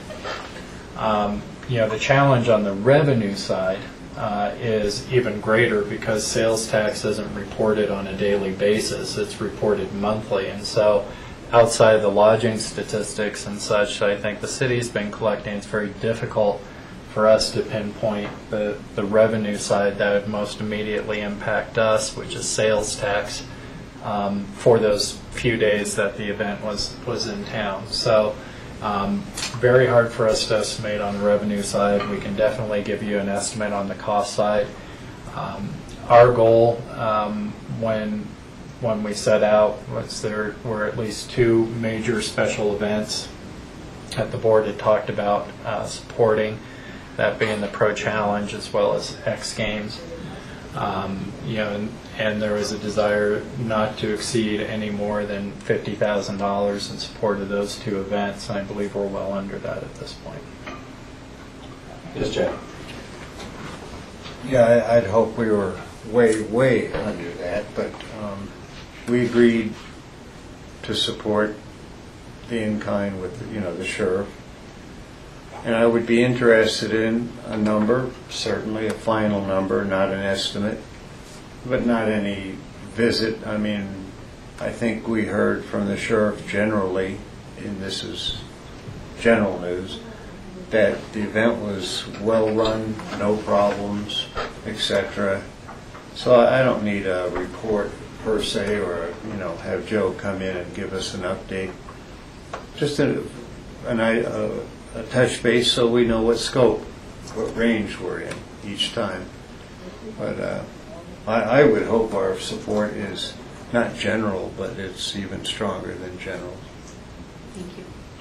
Well, Jack, when I said general, I meant that since there isn't an RFP yet, there isn't a schedule of events yet, there isn't a race course set yet, that we could only be general, we couldn't be specific. And that's what I meant. So, unless you have more specifics. Do you have more specifics? So it has to be general support. So, yeah, huge, large, general support. Enthusiastic general support. If there's such a terminology, but and waiting for the facts to fill. okay, but thank you.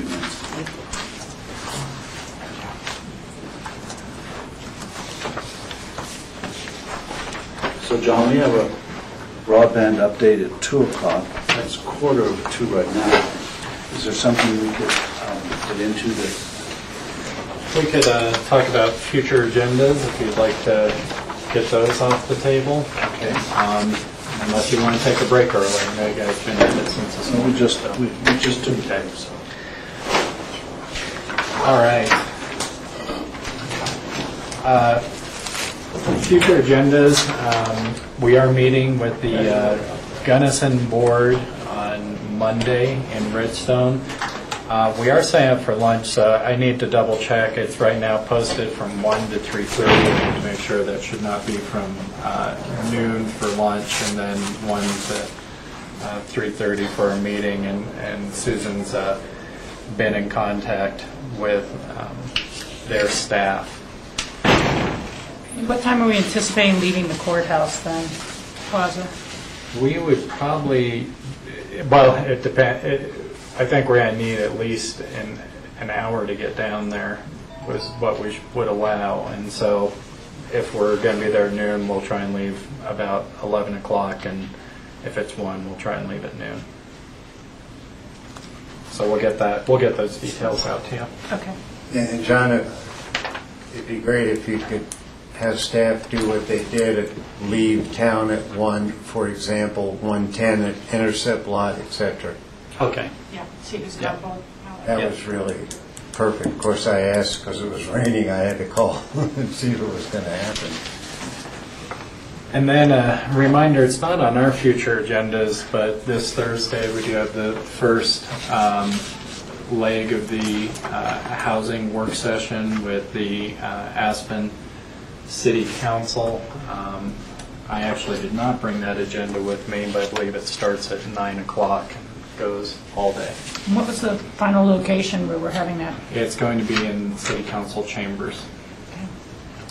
And they've really narrowed it down to a work session between the three boards.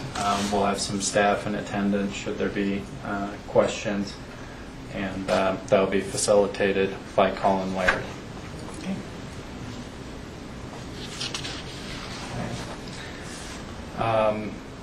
That is right now all I have for future agendas. Board, any future agendas? Yes, Rachel? Yeah, I'm just going kind of far out on this, but close to the end of the packet on Tuesday, November 27th.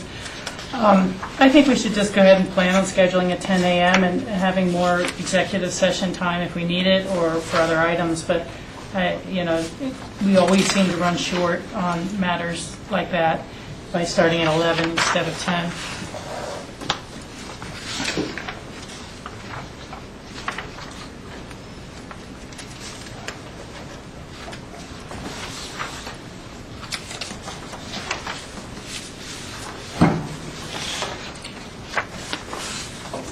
The other, I guess, question I'll raise. So there's a, Rachel, you mentioned October? No, November 27th. November, okay. November, yeah. And it's starting at 11 for a 1-hour executive session, and I just think we usually need the full 2 hours. The other is, I think it's a new item to this agenda of meeting on Wednesday, November 7th. And that is morning after an incredibly historic election where I know I deliberately gave people. Okay, so we're not on Wednesday, November 7th, the day after the election? It's not? We're going to need to change that. That was a change in our budget calendar that got forwarded just after we had our discussion. Yeah, and I can see meeting that day. I just don't think we should start at 9 a.m. We need something a little later. There's a lot of people who are working on issues and nationally may sleep in a little that morning.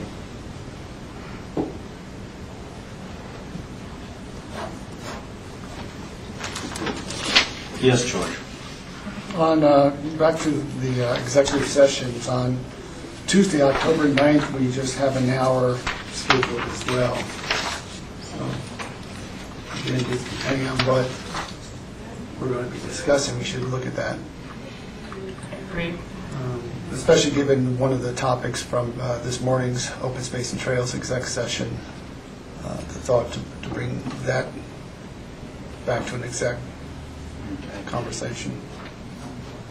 Would you all be willing to brown bag a lunch potentially if we need it? Yeah.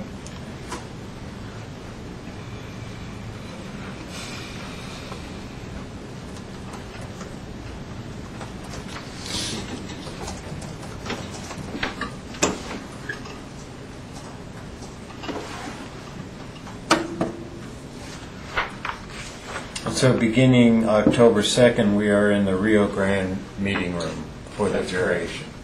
That's correct. And I will check on the procurement of the microphones that we were testing in here, but those did work well, and we're hoping to have those. Rachel? Yeah, thanks, Jack, for pointing that out. It really kind of raises the issue of executive sessions in that room, which is not very private. It's the restrooms for the whole center. And so, we may need to notice that we'll meet for the first 2 hours in this building in the board room or upstairs and then move over or something. But I just don't find that to be a great room for executive session. John, let me ask you about the agenda today. At 5 o'clock, we have a meeting with a volunteer boards, and it's scheduled to be outside. But if the weather is inclement, do we, is this We'll room use free? this, yeah, well, our backup plan is to use this room. if There's no the, P&Z here today? No P&Z. Okay. I just checked with Susan again. We couldn't make P&Z work through the volunteer party. Oh, we could. It's happened before. But yeah, we've been watching the sun coming in and out of behind clouds now. Let me see what happens there. You know, the only other thing I would ask tomorrow, actually, if we could have a brief executive session at the end of the meeting to talk about property negotiations. It should only take probably 15, 20 minutes. So are we having a meeting on the 7th of November or not? You have this budget. Well, we had actually canceled. I'm sorry. We had canceled the election because we had the Tuesday meeting, Canceled which was the the election. So we canceled the meeting during the general election in November. To be clear, we did not cancel any elections. But and I think, Rachel, what you're saying is if we could maybe start a little later the day after, you're okay with that Wednesday, so we'll work on that. So we do have a meeting scheduled We do. Wednesday, Correct. but we might start it later in the day. Correct. Board, any further questions?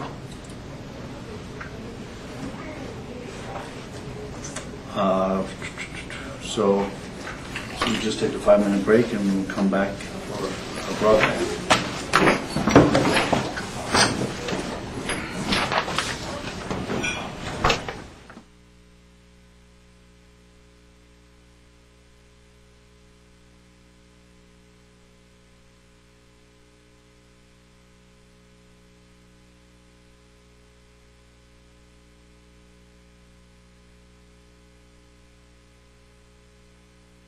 Start off this presentation?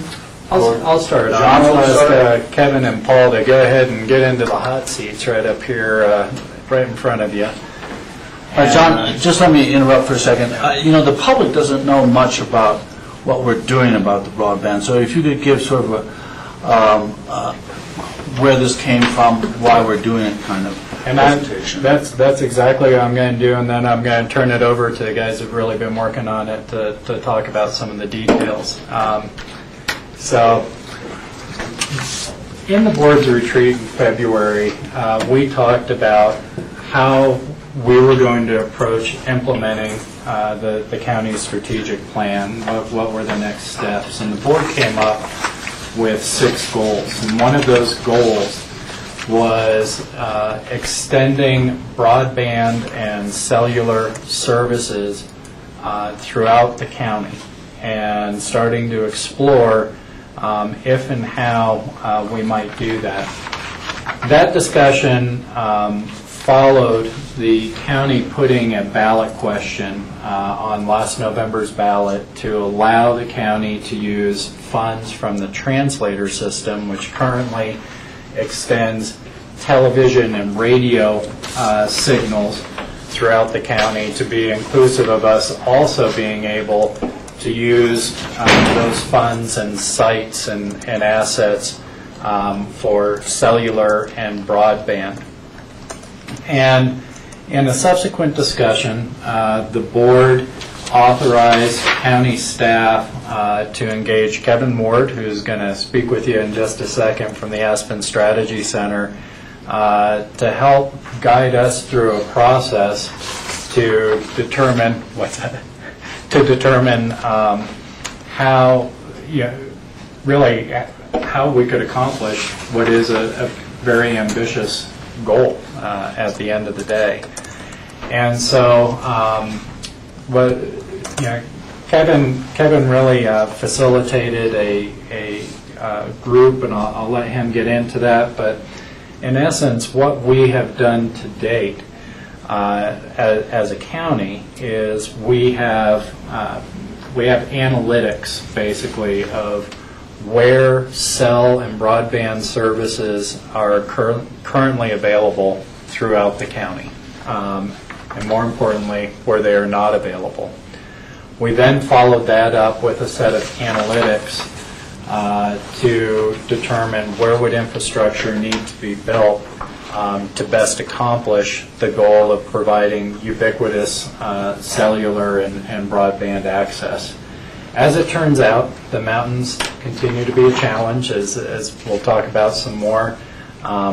We may not be able to get it everywhere, but we are starting to develop some strategies to get cellular and broadband services where it's important. And more importantly, we've started to develop, I think, the types of partnerships with interested parties such as SKICO and the Forest Service that will allow us to potentially better advance this goal as we move forward. So with that introduction, Kevin, do you want to tell us what you've been up to and how we've been approaching this? I'd love to, unless, I mean, Phyllis prepared a big dossier. I don't want to steal your... Go ahead. You want me to keep going? Okay. We broke our project into phases, and Kevin in the Aspen Strategy Center picked up the first phase, which is kind of what we're reporting to you on, is where we ended up with the analytics, the partnerships that are being developed, and then looking at where we want to go from here with the board. In your packet, you have information on the review that the engineering firm did on our translator sites and how beneficial they are to broadband, which is only limited since there's different, they operate on different, I don't know, I guess engineering lines of sight is needed for cellular. We also found out that cellular is a lot easier to pick up than broadband, and the energy that's needed to put out signals for wireless or broadband, probably a microwave system would be something that we'd be looking at. But that's kind of where we're at, researching what's the best available. We have had contacts with various tower companies that are interested in some of our sites, which we identified in here. One, Jackrabbit Hill, which is one of our translator sites, happens to be also good for cellular service. And as we went through all these pieces, one of the large hurdles that we think we have is land use. And we brought community development into our work team to kind of identify what are the issues that they've experienced in the past and when they have been permitting cell towers or identifying locations. One of the things that Lance had commented on was some of the engineering work that was done, and we provided a sample for you we put in the maroon bells. So when we found out the mountains were really hard to get coverage, we identified for the engineering company where would we want to have cell coverage from a public convenience and a public safety standpoint. The Maroon Bells parking lot was one of them, because otherwise people have to drive the 12 or whatever miles it is to get into cell coverage. So we identified those pieces, and from this kind of work that the engineering company produced, ComDev believes they can develop a master plan using kind of these areas to identify where possible cell towers could be, if they would put a limit X amount of feet, no closer than X amount of yards from any kind of a structure or residential zones, things like that. So that's where we're heading for our next phase. Ski Company, at the same time we were beginning this research with Kevin, Ski Company, we found out, was pretty much doing the same thing on their mountains and wanting to expand cellular coverage on the mountains. They in turn have the same problems, that if you put a tower on the top of the mountain, all the valleys on the mountain will not get coverage. It's really, you have to almost to be across the valley shooting at a mountain, and for us to get coverage across from the ski mountain, our coverage would need to start on the mountain. So we became closer aligned with Ski Company and what their project's been. They were working with AT&T, I think Crown Castle? Just AT&T. Just AT&T. And then we found out American Tower, one of the tower companies, is interested in the Forest Service and possibly making an application for Upper Red Mountain and providing power to Upper Red, which right now, there's 3, I guess, users up there that have tower sites that are all on solar and backup propane for their backup, which is not ideal. So depending on what kind of coverage you want to provide, the more coverage you want to provide, the more power you need. So we're really limited when there's solar and for a site. So that's really attractive, but I think that had about a $300,000 price tag for them. So they'd be looking for partners on who would want to join in on their power, who could use it. So that's going to be interesting. Can I ask you a question on Red Mountain? Because they have a tower up on Red Mountain already for the transmitter. Is that... On Lower Red?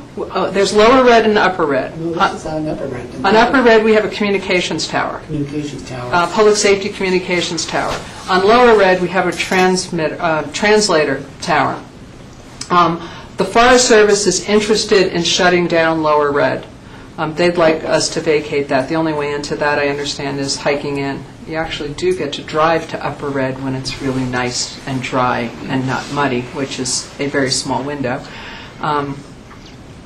So I think that's what maybe generated the interest in one of the tower companies in that Upper Red site.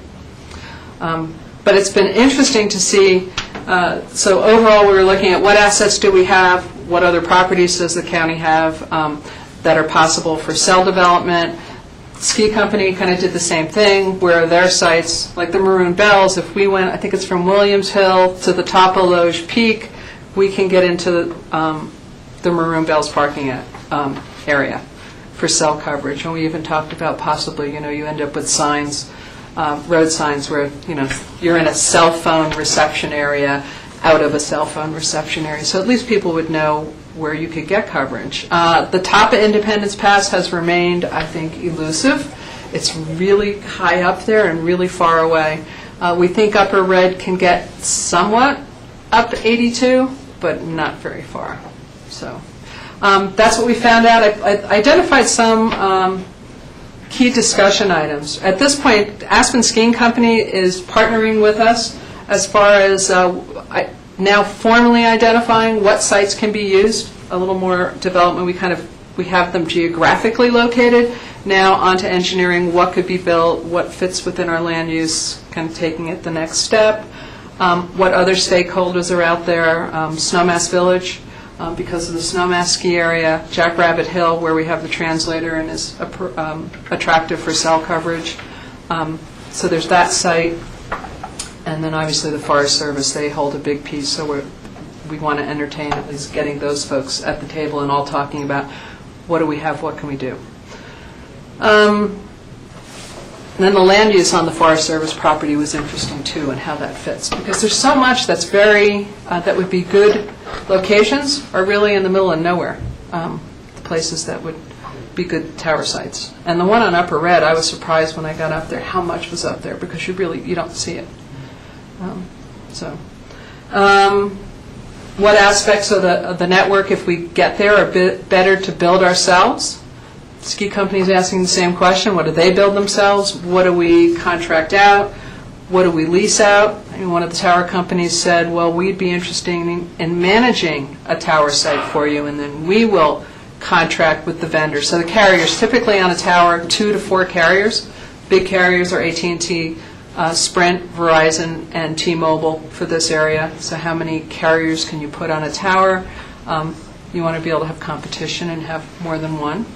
But do we build it? Are we a landlord, or do we lease out that aspect? The master plan, developing an RFP with any of our interested parties to kind of say, well, what tower companies are out there? We realize we have some leverage, we have some assets that we can put out there between us and the ski company. I think they're pretty good. So who's interested in building, and at what price, and what does the package look at? Like, is it we want to own the towers, we're willing to build the towers, lease them, or how that would work? And then what's the 4G impact in cellular? Verizon just announced there's 4G in the Aspen area. So anybody who has a 4G phone, in the last month or so, you'd see 4G pop up on your phone now and then it kind of went away, and then it would come back. But I think it was last Thursday they were saying it's out there now. So they'd been testing it. I got it on my phone. You have 4G coming on yours? 4G LTE, yeah. Yeah. Has it been working? Well, the phone's been working.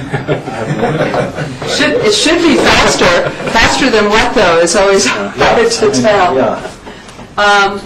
And then we want to continue our partnership with skiing company at this point and the Aspen Strategy Center as we move forward. It's been really wonderful to have Kevin as part of our team from the Aspen Strategy Center, because he was really the initiator of pulling together a lot of the partners and making this happen. And he has the time and a lot of energy on this one.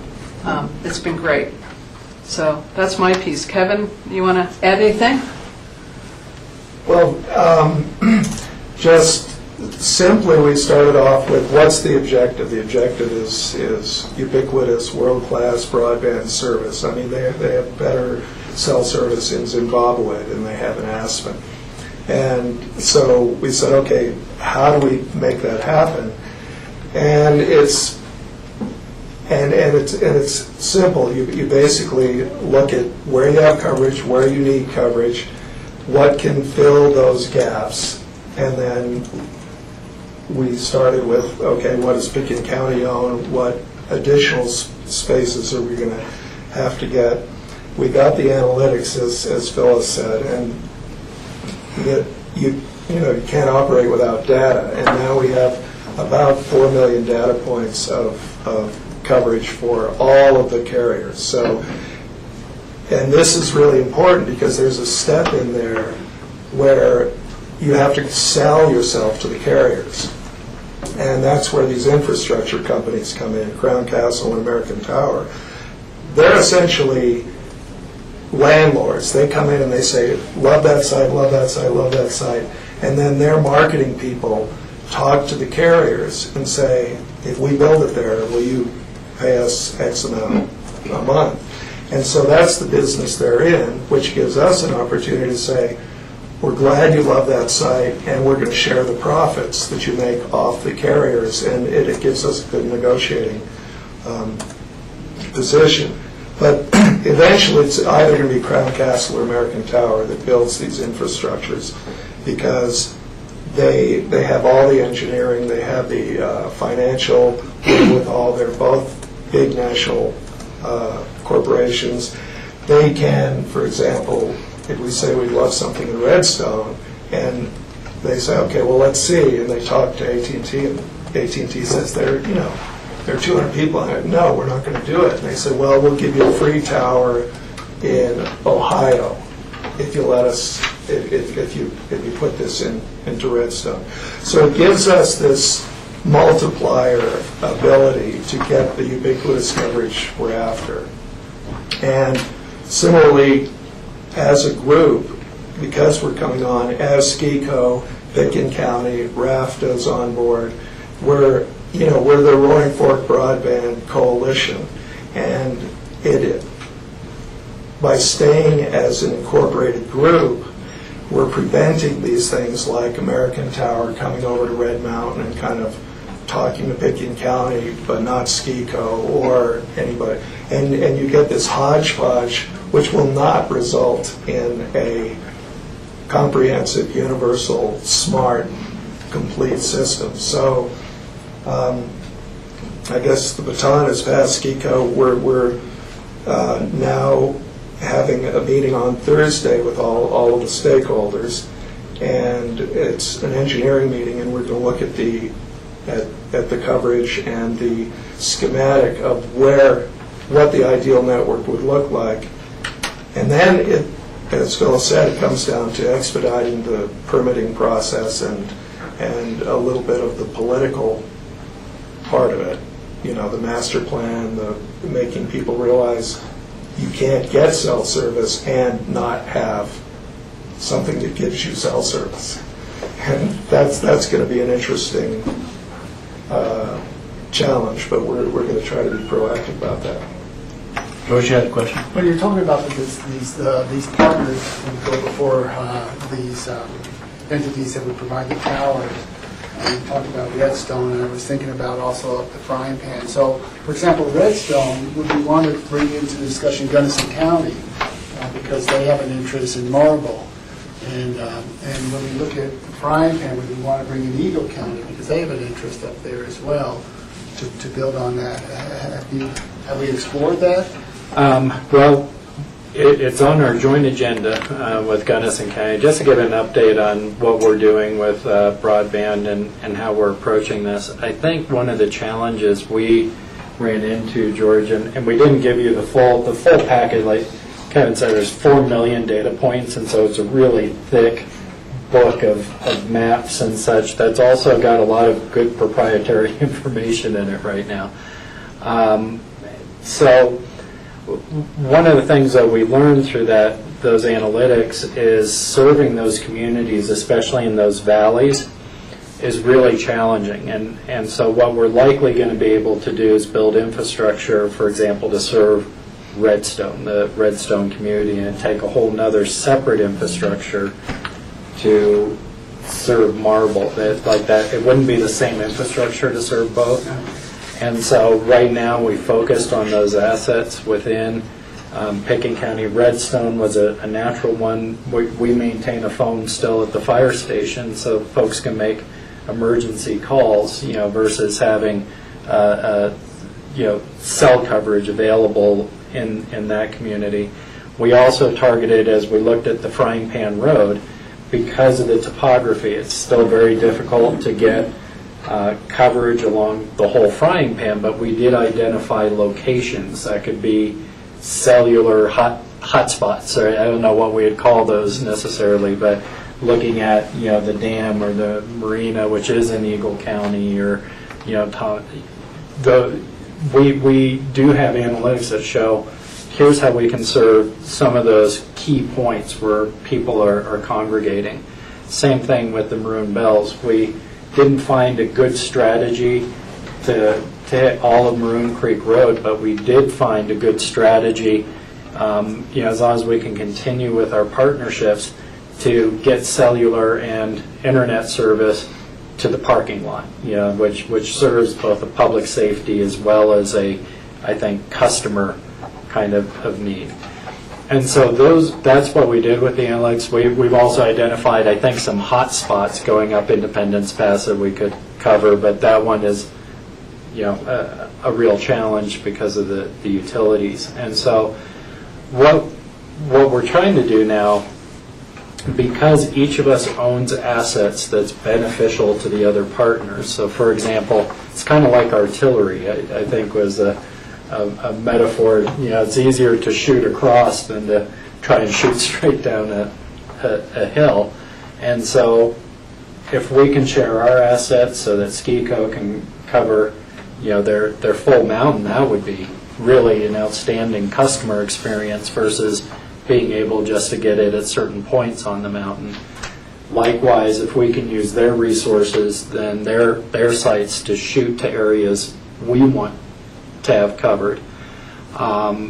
What we can do is put together an overall proposal that maybe encourages the providers, in order to get the higher value areas covered, they also are taking some of the lower value areas in order to accomplish that goal. So it'd be hard for us to make a business case for some of the areas that are important to us, up the Frying Pan or up the Crystal or what have you.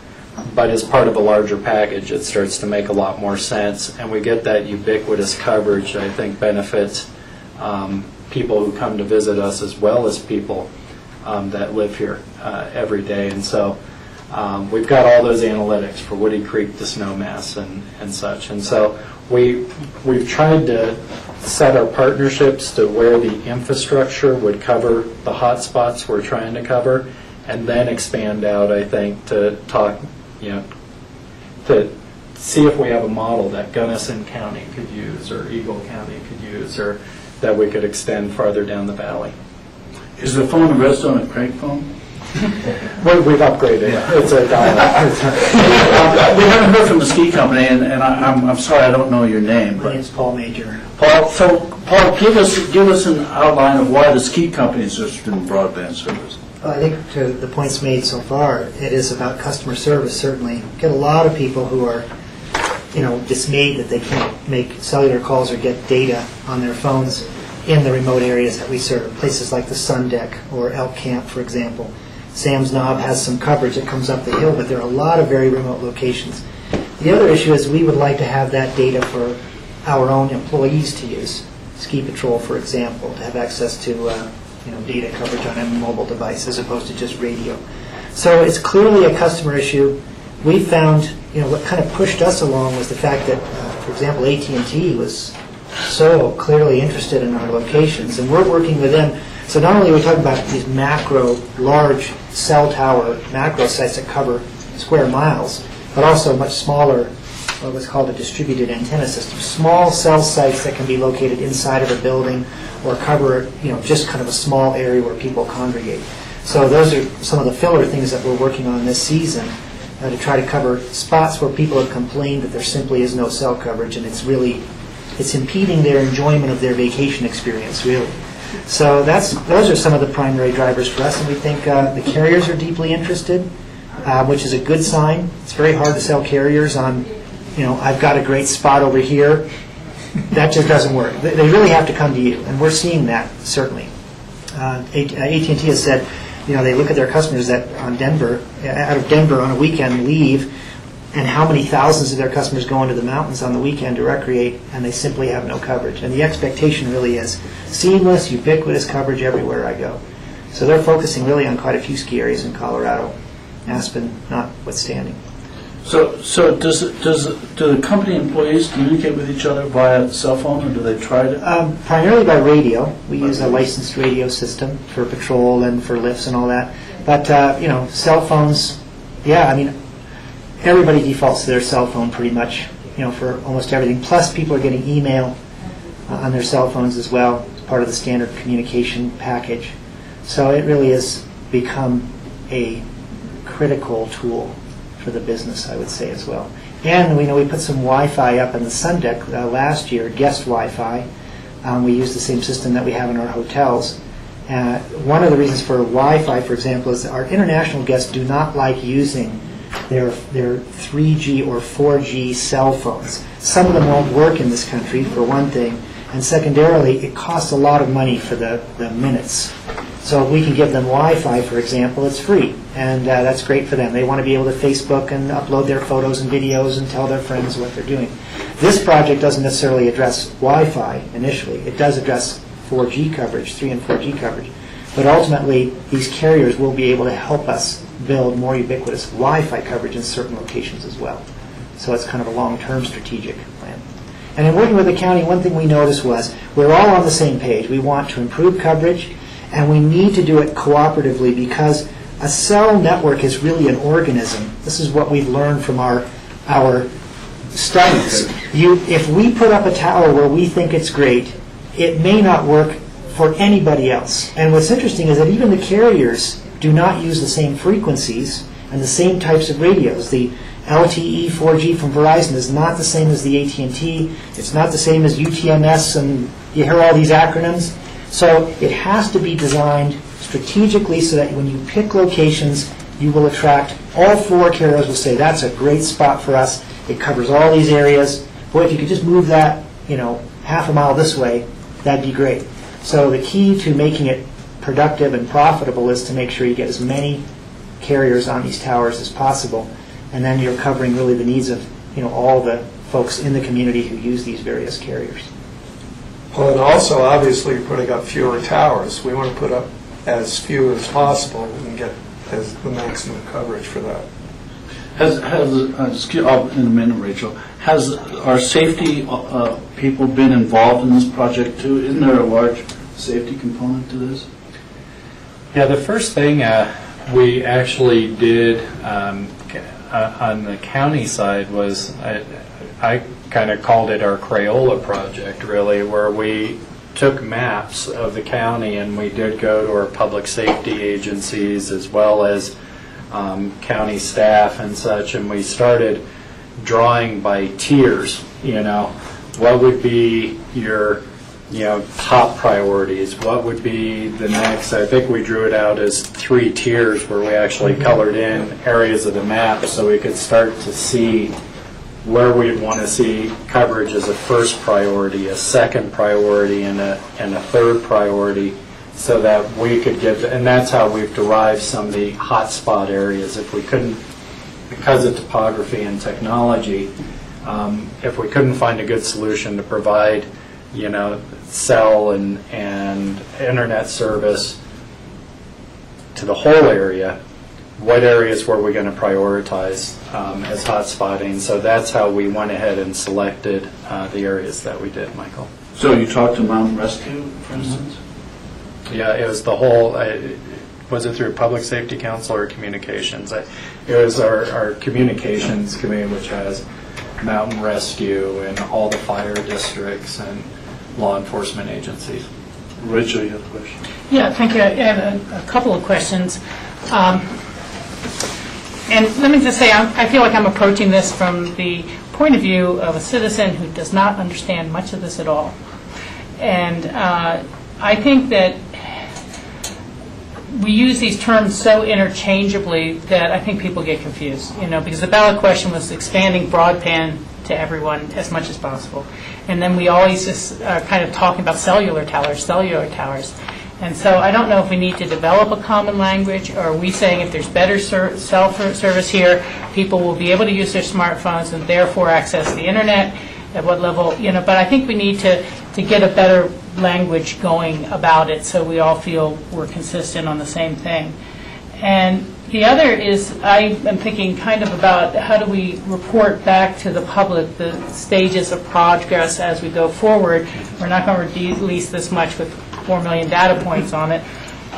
But, even for my use, to have a kind of a map of the county developed, so that we really, and I bet you do, but we just didn't get it in our packet, that really shows these are the areas where the service is lacking, these are where it's marginal, these sort of things. And then, again, for me, it's a bit of a matrix to say, what are we talking about getting in this area? Are we just finally getting some cell service like Independence Pass for safety purposes?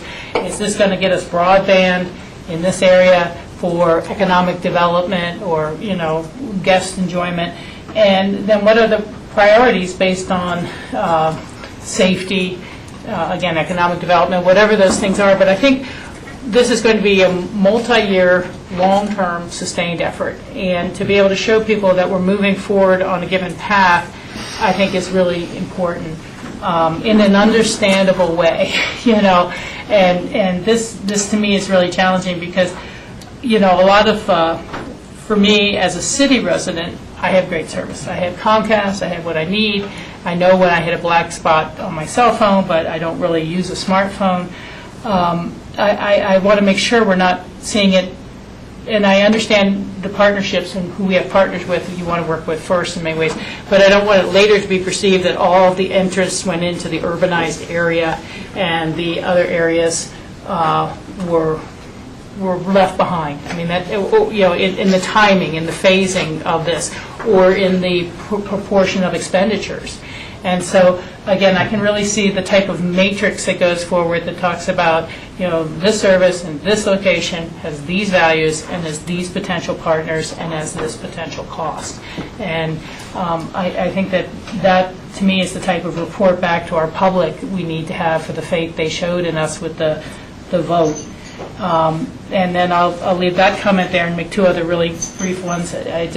It sounds like we're not quite to the phase of being able to pursue any grants to assist with this effort, but that is still something, you continue to hear about in investment grant pools from USDA or U.S. Rural Development Organizations and things like that.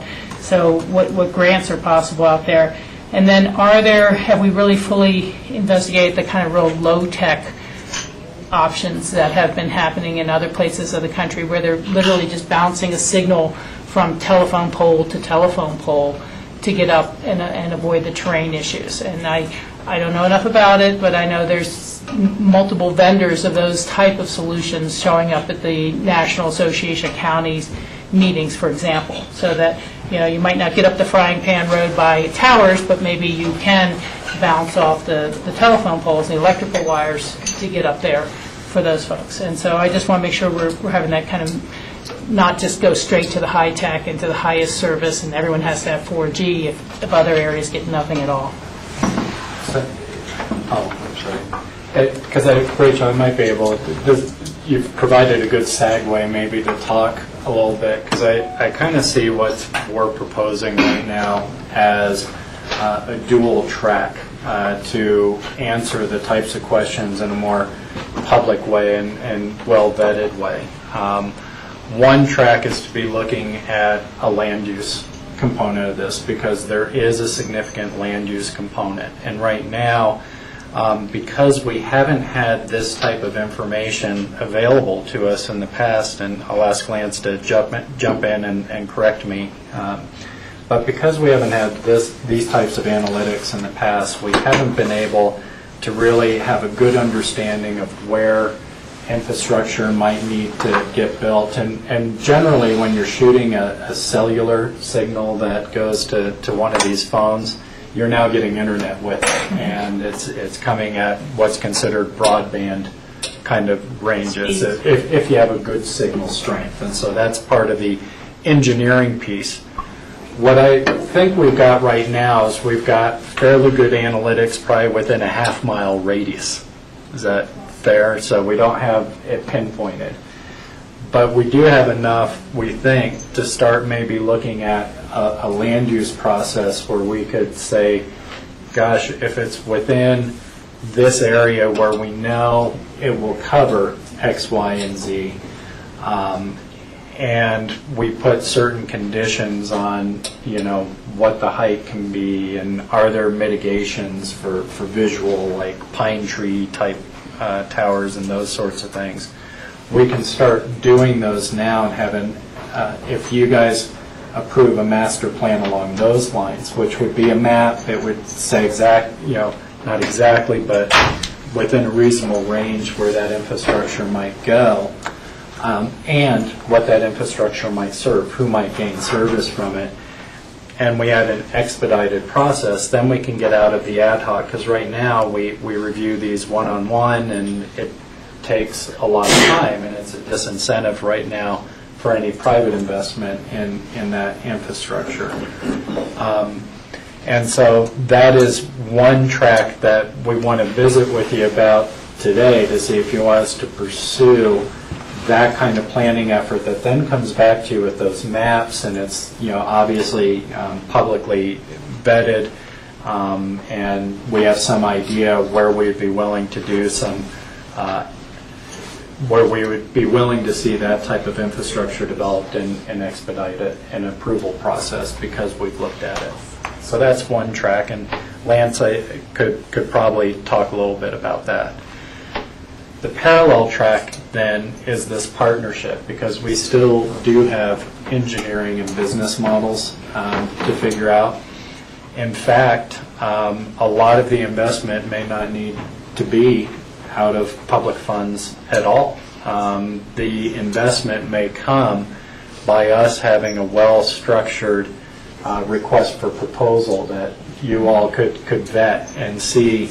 Here's where we're looking. Here's what we're asking for proposals on to come and serve these areas within these parameters, and we could evaluate that, which is another way to make this a more transparent process as far as where's it going and what are we getting for it. And I think that's the goal of the partnership coming together, is to make sure we've got we've got a lot of assets at our fingertips. We just haven't thought collectively about how would we package those and what value they might have.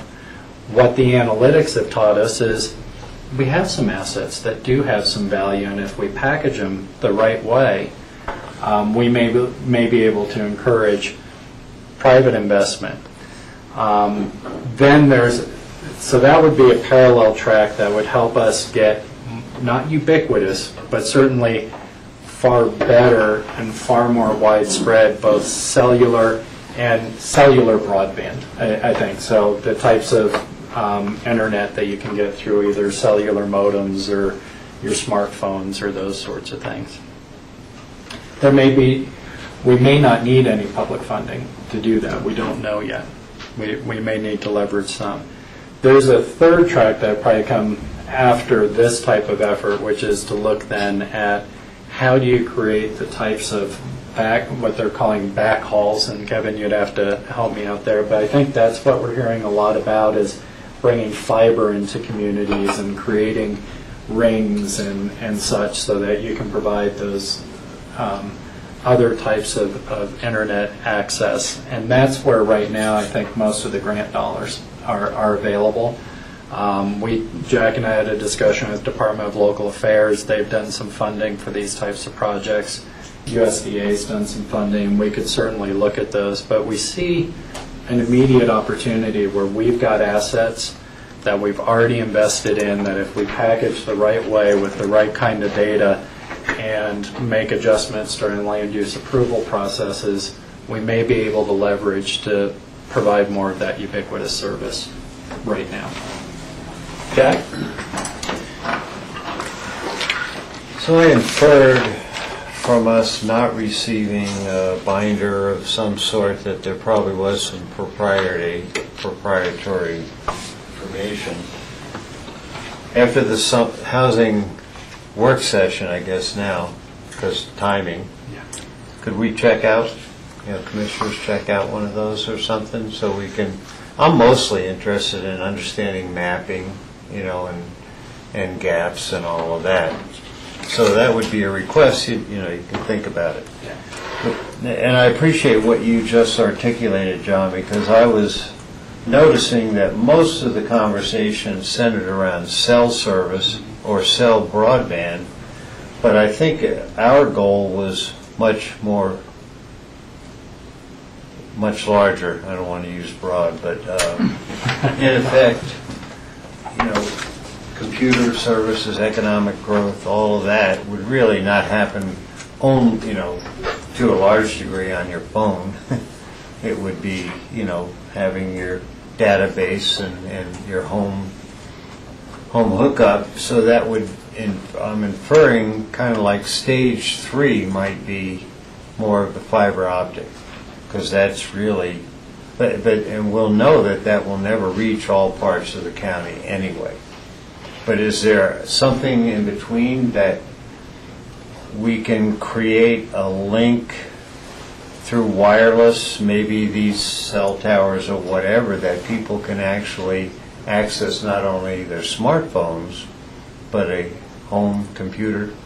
Yeah. And in very rural areas? And actually, they provide that infrastructure is available through cellular providers. So if you have that type of cell signal that can carry a large bandwidth of internet, you can buy a cellular modem for your computer that hooks you up. And so that's why we saw this as the most realistic and quickest path forward to start achieving this goal, because there's not a lot of economies of scale to laying fiber through the types of terrain that we've got, but there is some economies of scale to shooting it over the airwaves and doing it through basically radio signals, radio frequency signals. And the technology, and Kevin, you might be able to address this for us, or Paul, the technology as far as the ability to get internet signals over cell is improving exponentially. Well, and in fact, every bus, RAFTA, which is going to have Wi-Fi, that's going to be delivered through the Verizon microsite, which is pulling off the 3 and 4G cell network. So, in other words, cell coverage is not below internet coverage. Internet coverage is below cell coverage. If we can get robust cell broadband, you can hook up your computer and get into anything. You can use your phone to hook up. So Yeah. And they'll promise you a certain speed and you'll never achieve it.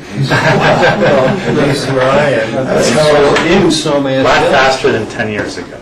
Yeah, better than dial-up. Yes, Paul? Yeah, and to Rachel, your point, I asked this question to the carriers because it is, you hear a lot of terminology, and I wanted to know the same thing. What's the difference between cellular and broadband and 4G and 3G? The engineer explained it to me. He says, basically, it's all the same. What we are broadcasting out there for your phone and for data is the same thing. You're talking over it, your phone is using the data connection to talk, and you're getting the high-speed data. 4G is just faster than 3G. Someday there'll be 5G and 6G. It'll just be faster and faster. And I think in Kevin's notes, he's got some parameters in there about what is considered broadband, 4 megabits down, 1 megabit up, something like that.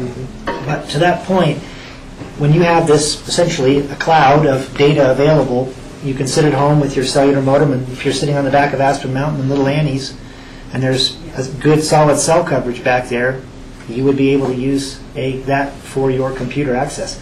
And we get people ask us all the time, can't you put something up on the top of Highlands so we could get some coverage back here?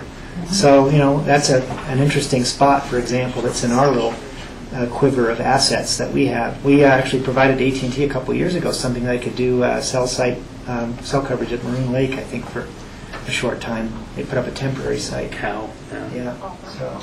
Did you have a question? Well, just to follow up, I appreciate the concept of the dual paths and things like that. I guess still have a sense, and again, it might already be buried within the material we've collected, that we need to have something that goes to the public that explains, this is the research we've done, these are the shortages in our county, these are potential paths to resolve those, these are why we're working in partnership.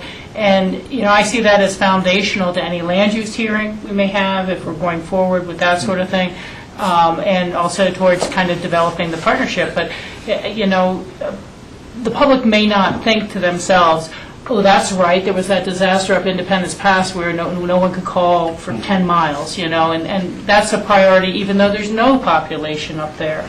And so that we get that little bit of a grid going, that's why is it a priority for us and what will it take to accomplish in this zone. And I think that, creating that type of roadmap, even as we're developing the partnerships, even as we're getting the land uses, even as we're doing other things, I think would really be helpful, because otherwise you're going to have the exact same questions at every single public hearing, every single caucus, every single meeting, and you've got to lay the foundation for it, and people will be asking again about, well, I read about this low-tech solution, I've seen this on 60 Minutes, and we need to show that we've explored those items. Yes, Jack. Yeah, John, you indicated it might not require financial public dollars, public financial dollars. I see a question can be asked as timing. And if we wanted to, and it's purely conceptual, but if we wanted to accelerate some of this, because the market rules typically with companies, ski company market rules, but this is a different local partnership. But an AT&T or Verizon, for example, or a couple of these American Tower, Crown Castle, I can see the possibility if we identify priorities, critical areas, that we could participate in doing something, and I don't know what that means, with the towers, for example, because, we asked the public if we could use the funds for the study, kind of the next step, the first next step. But the step after that is infrastructure. And we might, according to the board of the future, might want to have that discussion with the translator board about expanding the question. Well, the question now, the ballot language is inclusive of us doing the cell and broadband already. I agree with you. There may need to be some use of funds. I think what I've learned in this process so far is that we hold a lot more assets that are of value to the service providers right now that we've already invested in. And I would suggest that maybe a first step would be to work with our partners, figure out, how we can put those assets out together to get the kind of coverage that we want for different purposes. And then where there are still holes, because that, as those bid documents, if we put it out to bid, we may identify that, gosh, we really wanted to hit, this area on the frying pan, but nobody responded on that, which is a possibility. Then I think we know where the market's really not meeting the needs that we've identified, and we may then want to look at using translator funds to develop the infrastructure. But right now, I think we have a lot of value. Nobody can really say exactly where it is. We're getting better and better information to know and negotiate and put out bids. And we're on a steep learning curve here, very, very steep learning curve, at least on the county side. I think we're going to understand those opportunities better and be able to come back and talk in more detail. Rachel, we wanted to just let you know that this was more an update to let you know we're putting a lot of effort into this right now, and we found community partners who are putting a lot of effort into it. Before we started really going down this dual path, we wanted you to at least know our discussions to date, and make sure you're comfortable that we pursue both looking at a land use master plan on cellular, because that's a big step. That's going to be a lot of work for staff. It's going to be a lot of work for you, as well as continuing on this partnership, understanding that we'll be wanting to package up the assets that we have on the table, either through Translator that we've developed with some of our partners in the community to try and put a bigger project together. Yeah, thanks for that. I was only saying when he said might not, just for the future, a couple retreat or more away, But you always try to pick the low-hanging complex fruit first, as it were. It's always complex. It's not low-hanging. It will be when it comes to financing new towers. It's probably under 40 feet, though. So how does the board feel about this dual track? Is this a direction we want to give a nod to? Yes? Yes? Yeah. So that encompasses, as John just said, community development and our community partners putting together their assets and whatever that next step is. So. May I clarify on the land use side? So, John, on the land use side, we're talking about staff undertaking some form or another, a communications master plan. Would that be what it... Lance, can I put you on the spot here? If I could, just briefly, I don't know the call it This is Lance Clark, Community Development Department. About every month I get a call from somebody in the business, the cell business, saying, could I get a tower approved at X? And I say, I have absolutely no idea. It's an independent special review that goes to a public hearing in front of the Board of County Commissioners. I have no idea who's going to come out of the woodwork, and I have no idea what the issues will be. Go ahead, make an application. We have a 40-foot height limit. So that's a real constraint on what we're trying to do. So what we're talking about is, would it be possible to take this work that's been done, identify half a dozen, 10 sites, and say, within this site, we have already pre-approved the concept of a 60-foot cellular tower. So no special review is required, go directly to building permit. Because we have identified this as a valuable site. We vetted the site already through the master planning process in terms of the caucuses, the neighborhoods. We could put standards. It has to be a stealth tower, it has to be 800 feet, 500 feet, 300 feet from an existing residence. Whatever we think is important, publicize it as much as we possibly can, and then someone knows I can go build a cell site on this place, and I don't have to deal with the political vagaries each time that I come in. And we've already identified it as something that would be very worthwhile to our system. That's what we're talking about trying to do. Yeah, so it wouldn't be a master plan in the sense of a master plan. It would be preempting land use regs within already predetermined, defined, and public process, having had a public process to deal with neighbors, etc. Now that we know roughly where valuable sites might be, and that's always been our problem. We couldn't do this before because we had no idea roughly where we should be looking at doing, these different towers. Now we do. And so now if we can go through that vetting process, at least for those sites, there may be others, that we learn about, but at least we know those sites. We can have a quick process that's no longer a barrier, and then we know that those are going to serve, we know those sites are going to serve underserved areas right now. So it just seems like a good way to remove a barrier that we're in control of. Paul?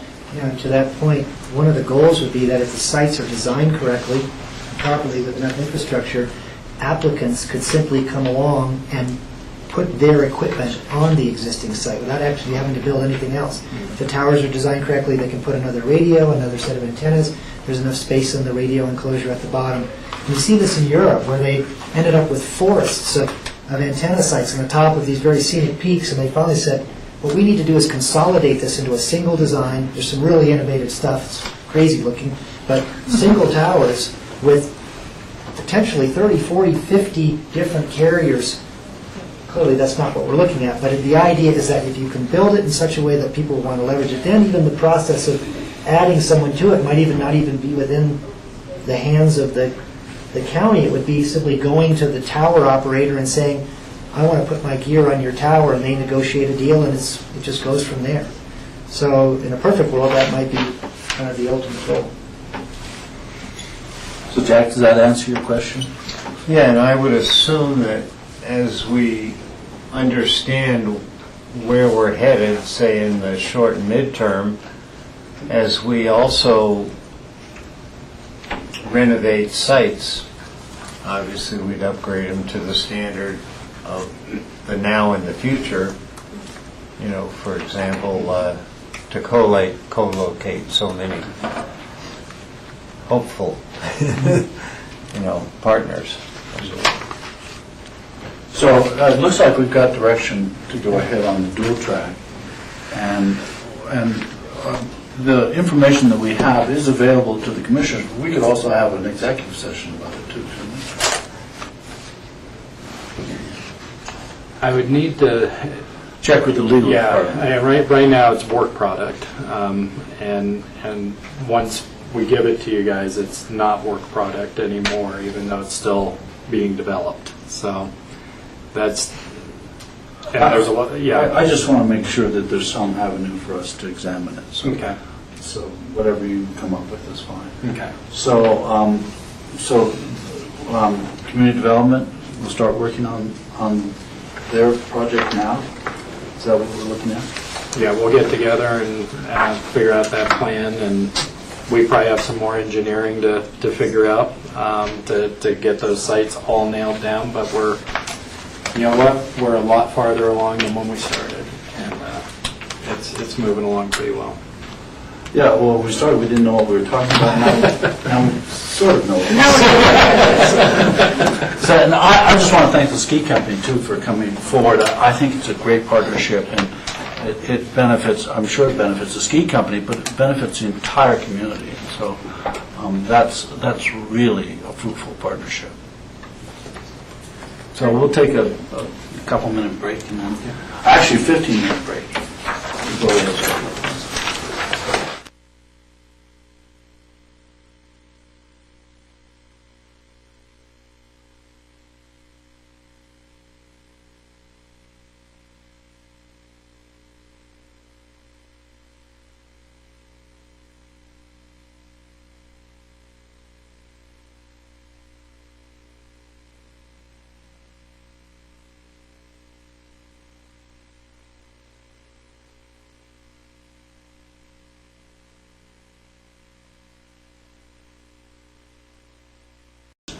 an item about the Smuggler Mountain Superfund site, and Tom Dunlop is here to give us an update on that. Tom, will you come forward, please? Sure. This was just a piece of information for you. I've summarized it very. I'm Tom Dunlop, the temporary Smuggler Mountain Superfund site manager.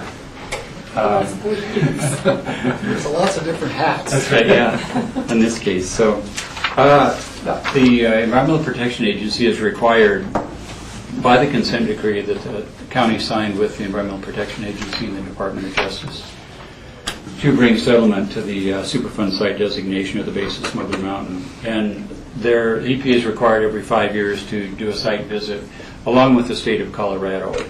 So the fifth year site visit was, meaning it's been going on for 20 years, was May 17th. The EPA site project manager, who's been on this site for a number of years now, and he was a project manager, and I was still actively employed by the county as the environmental health director. So he and I have a long history together. He visited the site. We conducted a tour with some City of Aspen representatives. The state of Colorado had a representative as well. And the idea behind their visit is for them to see if in fact Pitkin County is maintaining its obligation as agreed to in the consent decree. And that's fundamentally enforcing the institutional controls that were adopted as engineering controls to manage contaminated soil within the site boundary, which is, I've got a map, but I won't burden you with it unless you want to see it, but it's basically the base of Smuggler Mountain, roughly approximately 110 acres in size. So we've been very diligent for years and years about how seriously we take the signature on the consent decree, because if we falter in any way, EPA maintains an open clause that they could come back and become involved in a management role with how the institutional controls are being enforced for movement of soil greater than a cubic yard that contains over 1,000 parts per million of lead, heavy metals. So ever since we signed that document, this has been a very serious issue for us, for the county. The City of Aspen is involved in it as well, since most of the Superfund site's been annexed into the city over the years. At the origin of this project, almost all of it was in the county. So the only obligation that we have to change what we've been doing over the past 5 years is to notify residents living within the site boundary that they live in a Superfund site, even though it's been delisted, which was a significant occurrence in 1999. We are still listed as a Superfund site and always will be. And the county has a perpetual obligation forever at this point to do what we're doing right here. We've notified the people every 5 years that they live on a Superfund site, and that the institutional controls that have been adopted by Pitkin County and the City of Aspen that run with this property boundary, we have to tell people that are living with this additional requirement should they decide they want to move greater than a cubic yard of soil. EPA wants us to bump that up to every year, which is perfectly fine. So in the spring of each year, starting next spring, we will write a letter to all the residents in the Superfund site boundary, and we use the GIS assessors mailing list to get in touch with everybody, that they in fact are obligated under the consent decree to comply with institutional controls. It's not that big of a burden. It means if I would apply for a building permit in the Superfund site boundary, and I'm going to move greater than a cubic yard of soil, and the maps, the study maps and the remediation maps that we developed over the years show that there's contaminated soil on my property, there are 3 additional pieces of paper I have to fill out to get a building permit. One is an additional bit of information for the building permit. The second is an affidavit that says I'm estimating I'm going to move 400 cubic yards of soil off my property. And the third piece of paper is after the project is completed, it's a second affidavit would say, yep, I moved 400 cubic yards, and then we have tipping fee tickets from the landfill to confirm that cubic yards, because those documents have to match, because the contaminated soil can only be taken to the landfill or maintained on site as part of the backfill process. It can't go anywhere else. So the tipping tickets at the landfill have to comply with what the actual soil documented and notarized on the affidavit says it is. So that's the obligation they have over anybody else outside that boundary if they want to get a building permit. So I felt very pleased with the report that we got. The state's happy, the federal government is happy. We still do a 6-month report to them as required by the consent decree on September 24th and March 24th of each year. So I did this report that was due yesterday. I did it about 10 days ago. I sent an email to EPA yesterday morning confirming that they received it. I got a confirmation back this morning that they had. So things are good. Great. Any questions for Tom? Tom, are you going to be around in perpetuity? Yeah, sure. Yeah, I would. The reason you asked me to come back was because of a change of leadership at the Environmental Health Department, and it seemed like an unlikely burden and an unfair burden to just throw in somebody coming in brand new. It's a very complicated process that the county's been involved with for almost 30 years now. Well, thank you for doing that, Tom. We appreciate it. No worries. Very good. And any further questions for Tom? Just a comment to reiterate what you said. Thanks for all the years of staying on top of this so we do not become non-compliant, and therefore things go smooth for the individual property owners. Thank you. The next item is an update from the assessor's office. Is that right, Tom? That's right. Great. Hi, Tom Isaac, County Assessor. It's Debbie Payne, my administrative deputy. And here to report to you and request that you allow us to adjust our fee schedule for information that the public can obtain from our website. We've been working for approximately 2 years to make our website more user-friendly so that the public can get complex reports off our database and do it unassisted. Traditionally, they've had to come into our office or call our office and request them at $60 a shot. And this fee's been in existence for almost 20 years. So it's nothing new, but we've been working within our budget to try to make our site more user-friendly and easier for everybody to use on their own. And it's been successful. It's been in existence for the last couple of months. Nobody's given us any negative comments. They seem to like it.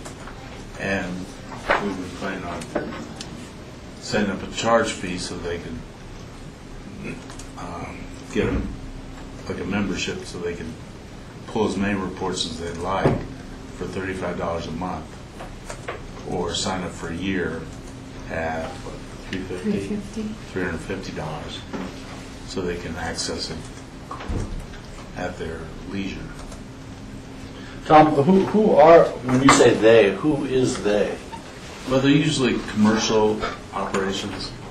Could be somebody looking for a mailing list in the county that sometimes they would like all Pitkin residents, or maybe residents just over 5 million or whatever. They're looking for mailing lists. They're looking for abstracting a certain amount of information that can be very detailed from specific neighborhoods, or they want all condos with 2 bedrooms or more. You know, it just depends on what their needs are. So it could be real estate companies, or land title companies, political action companies, appraisers. People looking to generate their own business. We had somebody call not too long ago, wanted to set up a maintenance company, and they're soliciting business. Most homeowners are used to getting all kinds of mailings, and unfortunately it's generated from our office. So do you have mailing addresses, or do you have property addresses? Both. Both. We have to keep them for tax mailings. I see. Any questions for Tom? Yes. Can a citizen keep their mailing address off that record or off that public record, or? We need to have those addresses, you know, and keep them updated. That's one of the things we do. The only people who can request not to have this as public information is anybody that's with law enforcement, or judges, or DAs. If they own... County commissioners. But so far, to be exempt from being a public information, we need that in writing, and we have to have confirmed the employment for that. And then, Interesting. but other than that, they still can get that information in the office. It's only forbidden to put that out online if they request. And so far, I only have 2 sheriffs that have done that. So everybody else is out on the public. And what other information is there? Physical address, tax assessed address, Their value, their valuation, sales. All the information. but personal information in terms of age, demographics, No telephone numbers. No phone numbers, nothing like that, just mailing addresses. No emails. And a lot of them are listed as LLCs, trusts, so it's hard to know sometimes who the individual is that actually owns the property.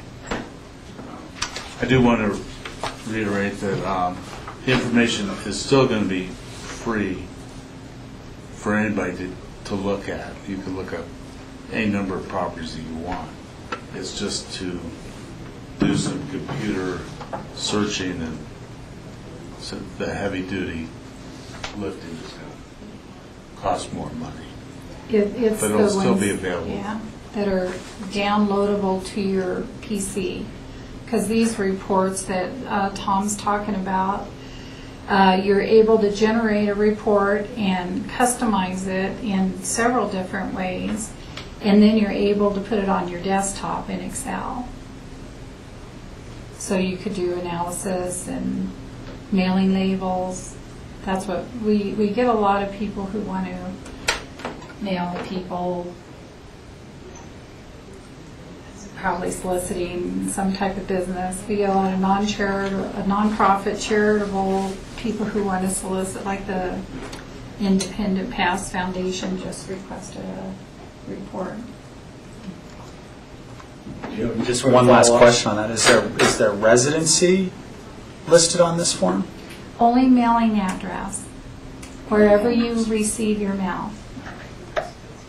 Rachel, and George, you. Yeah, so if someone was having their mail for their tax bill received by their accountant in Santa Monica, that would be the address listed. That's absolutely And correct. so it wouldn't necessarily get directly to the person. But as an individual, I could go on the website and look up the property history or values. You can look up yours or your neighbor. 20 a day, but as long as I'm not downloading them and trying to keep Absolutely. them that way, then It's all there's no public charge. information. That's It's right. all public information. You know, based on the industry that may be using this I think it's an appropriate fee to charge for having upgraded your service to make that available and to free up your staff time to stick more to your job and allow people to customize the way they like, because That's the object. yeah, and it seems very much in line with some of the fees necessary in other counties for covering the cost of doing business. So It's actually a decrease in the fees because it used to be $60 a shot, and now it's going to be $35 the entire month. yeah, and I think I read somewhere in your memo that you will still be writing some types of reports for people. Are those more complex ones than, or what? Well, we're there to assist the public, Okay. and if they have any. They don't want to do it themselves. Correct. Okay, very good. Thank you. George? So in essence, I could get a mailing list if I want to do a countywide mailer for $35, which is a heck of a deal. Sure is. Probably less than the clerk if you wanted to It's do gonna- registration. It will be divided into who's a voter and who's not a voter. No, but just a generic. Yeah. Any further questions for our assessor? Rachel? Well, I was just thinking, based on kind of Rob's question, I think that firms who specialize in this could take and match up voter registration lists with some property holdings and things like that, and combine to create more knowledge about an individual person. And that is what we're seeing online happen all the time, and some of the biggest offerings in the stock market have been data mining companies. And so people are mining data more than ever before to put together a profile of potential clients and customers and things like that. So, We also get students, graduate students, come in doing research projects. They love to use Pickens County. Is it the list of the people who are asking for the list available? We can do that. For a small fee. Okay, well, thank you very much, Tom, and cleared up some confusion on our part, and I appreciate you coming in. Well, I'm sorry, there was confusion. We saw it as kind of a decrease in the price, and I didn't think it was necessary to come before the board. I'm happy to appear anytime you want. Well, we're always data mining too, so thank you. Thank you. Yeah, thanks. Appreciate it. Cindy, there's a Community Development Department semi-annual update. Are you ready to give us that? Sure. Excellent. I'm Cindy Dubin, the Community Development Director for Pekin County, and twice a year we try to do a little status report of what's going on in our office. And for my office, a lot of it is routine administration of the planning applications that come in that you see many of in front of you at your regular meetings. The building permits that we see, and also the environmental health activities that we have. In addition to that, with kind of our long-range planning, we do a lot of things that you also see come before you with our national forests, with the BLM, a lot of our federal and state partners in land use throughout the county. So that's kind of an overview of what community development does. And some of the specifics this year, we've tried to wrap around the strategic plan a little bit more, and several of us are working on various strategic plan goals with you this year. I think Lance was just here with the broadband issue as one of your goals. As you know, we have the housing goal, which you've recently been discussing, and we'll see again on Thursday, and I'm on that committee, as well as the Built and Natural Environment Committee, where you will be coming before you, I think, later in the fall or early winter to talk about that goal and where we're going with trying to work more in partnership with the other agencies throughout the valley that affect the built environment and the natural environment in Pickens County. So those are sort of the big picture things that we're doing. I recently pulled together also some statistics on where we are with the building permits and the planning applications and some of the larger things that we've been doing. From a building permit perspective, this year we've seen maybe 17 large residential projects, more complicated residential projects, about 30 on the medium scale, and about 82 smaller projects. And that would be things like additions or, smaller additions, not million-dollar additions, but the smaller additions. So we can see that the pattern has been towards the smaller types of projects in the building department this year, although having 17 large single-family homes is significant when you look at that. Earlier in June, our turnaround time was probably around an 8-week period, but for some of the more complicated projects, we've maintained an 8-week turnaround, and the other projects, it looks like it's more about a 4 to 5 week turnaround in terms of building permit applications. Relative to commercial projects, there have been 6 large commercial projects that we've looked at, and when I say large, it may mean just complicated.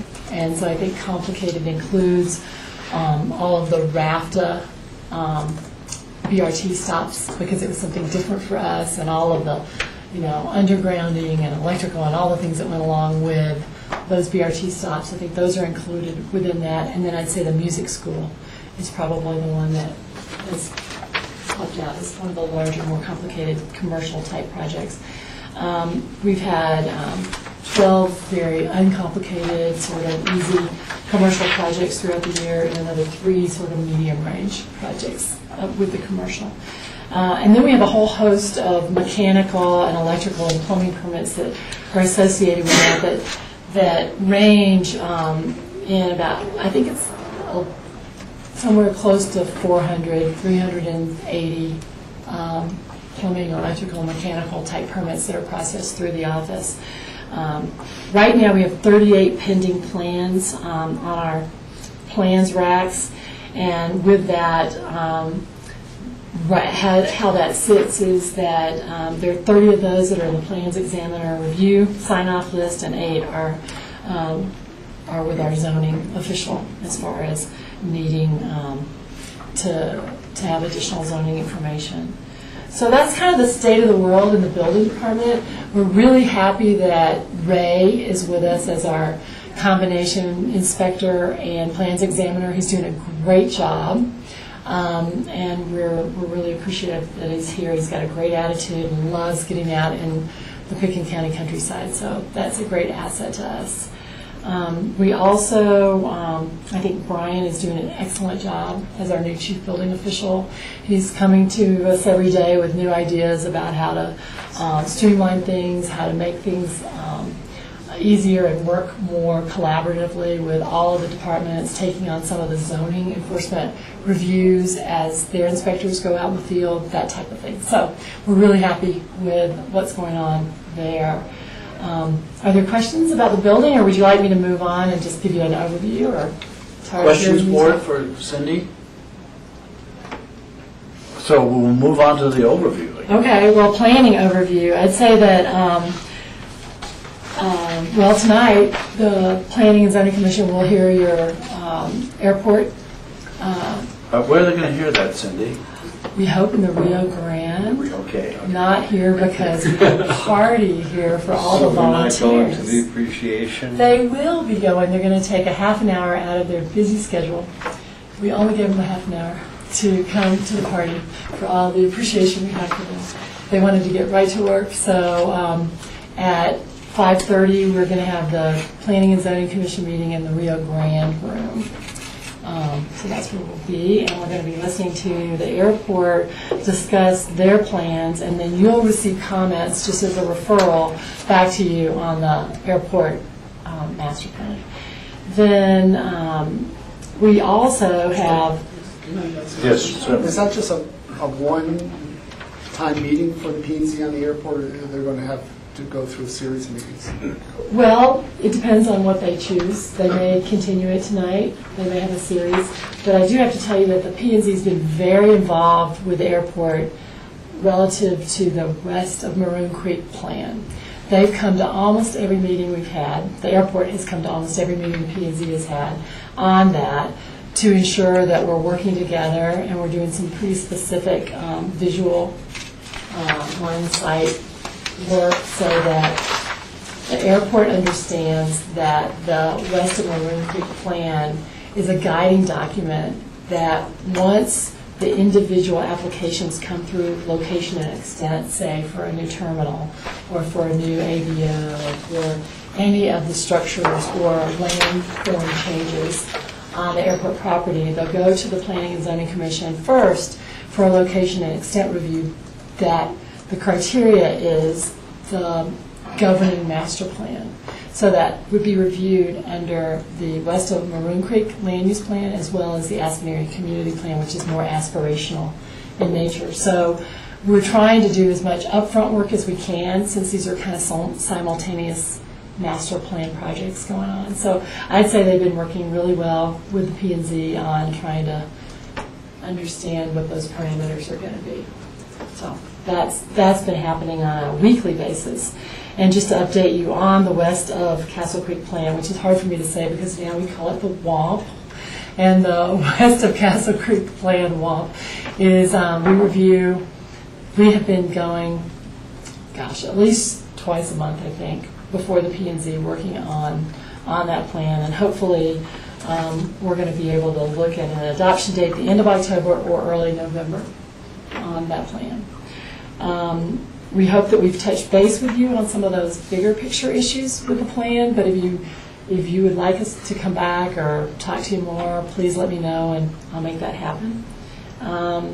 The other thing that's going on with the planning department at this point is that we've had about 91 planning applications since January, and an additional 26 special events applications. We sorted those out because we've been coming to you with some special event changes and amendments and just keeping up with where that is in terms of the demand for special events. Just also to let you know that if you want to stop in, we're having the American Planning Association Colorado chapter event in Snowmass, October 3rd through the 6th. So there's a lot of good programs going on if you're interested in touching base with any of the planning programs happening that week. Some of the planners do plan to attend, so we will be a little short that week, but we'll always have somebody on staff to take requests at the planning office. And with environmental health, I think you did just hear what was going on with Tom Dunlop and the 5-year inspection for the smuggler properties. And we also this week have the the Colorado chapter of the Environmental Health Association meeting happening in Keystone. And our new environmental health manager, Kurt Dahl, is the president of that Colorado organization. So we're happy that we have a lot of qualified people these days heading up all of our departments. And we're right on schedule with our inspections, for the restaurant inspections, to meet our state requirements for that. As you recall, the state gives a grant every year, gives money every year, and we apply and get about 12,000, maybe a little bit more than 12,000 every year to actually conduct those restaurant inspections throughout the county. So that's kind of an overview of where we are, but if you have any questions, we're also pursuing some energy work where we're looking at our building codes, seeing what we can do in coordination with the core programs, trying to understand how we can actually make our energy codes even better. So Cindy, let me ask you, you said you had a number of special event requests, and recently I spoke to your staff, Lance Clark and Mike Kramer, about a special event that was held in Woody Creek that by most measurements, got completely out of control. Or at least didn't live up to the representations that the applicant had made in that special event. What are the consequences to a special event permittee that doesn't live up to their special event? Well, first of all, we try to do a little bit of investigation. So we talked to several people in particular about that event, what was and wasn't in compliance relative to the permit. And then in those types of cases, we give the organizer a call and say, these things were not in compliance. And, if you apply again, for next year, we understand that these things were not in compliance. And we'll know that and be checking, on you for that in the future. And when, if in fact, those usually nonprofit organizations, sometimes they're not, but if it is a nonprofit that's asking for a fee waiver from you, then you have very specific criteria where you would ask whether or not that organization was in compliance. And if they had not been in compliance, you obviously don't have to support them financially with a fee waiver. So it sounds like what you're saying is there are actually no consequences if someone violates their at least from the community development. I would say if there's consistent non-compliance with an event several years in a row, then I think that we would consider whether or not we would issue a permit. And we do have the ability to say no because of past compliance or non-compliance. But I'd say if it's a first offense, our policy is to be continuing to work with people on that. But if it's a multiple year offense, I would say we question whether or not we should allow that permit at all. And then there'll probably be an appeal to the board if we turn that down. Okay. Do you feel that the code should be changed so that we have... Well, the consequences of not... You have this permit process that essentially is going to assure the residents of Pickens County that there's a standard for special events and that the applicant will adhere to those standards. And I suppose there's various excuses to not adhere to them, but the effect on the residents of Pickens County is a disruption of their normal life. And so the people who suffer those consequences are the neighborhoods that were depending on community development for some sort of protection or assurances that the special event would be run within certain boundaries. So to say, well, they have to violate it multiple times in order for us to consider it is I think hard for neighborhoods to say, well, okay, we'll wait until next year and see if they do it again. I think at least my point of view would be, listen, you filled out this, it's essentially an affidavit that you would adhere to these standards, and you didn't adhere to them. So come back in a couple of years and do it again, but the consequences are you can't get a permit for it. But that's a much stricter line than you're proposing. Well, I think it's also the degree of egregiousness. If in fact it was something that was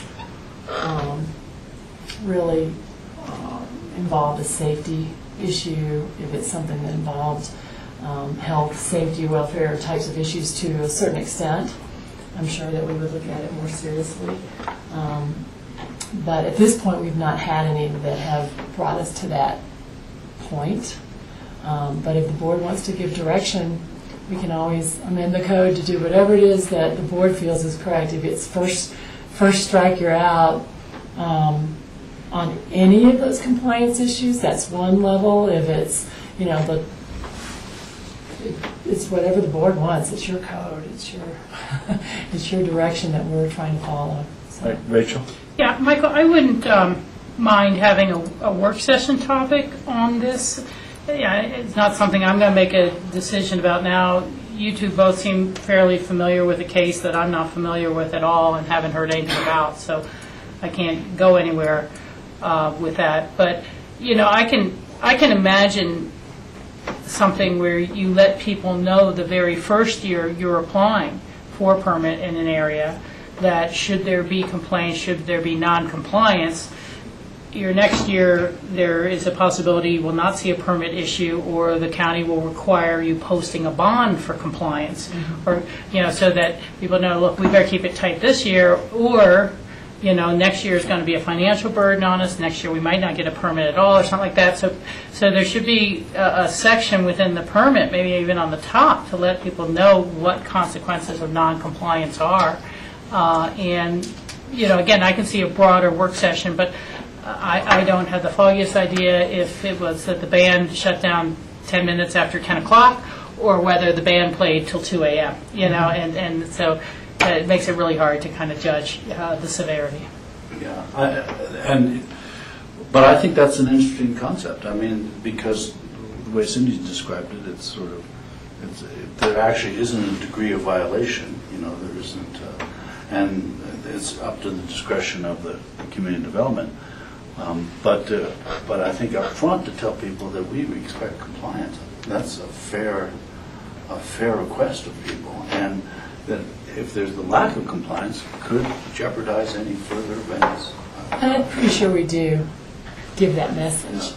Yeah, but it should be on the paperwork they sign, because to me it's not about a given location. It's like, well, yeah, great, you want to move it to someone else's ranch next year because you kind of burned out the neighborhood in this area. That could still be a no. Then the event itself won't be permitted anywhere in the county if you've gone beyond certain thresholds or something like that. But again, I think you need a much larger work session with a couple of, fictitious scenarios of, types of decisions you might have to face. Sounds good. Is that Jack?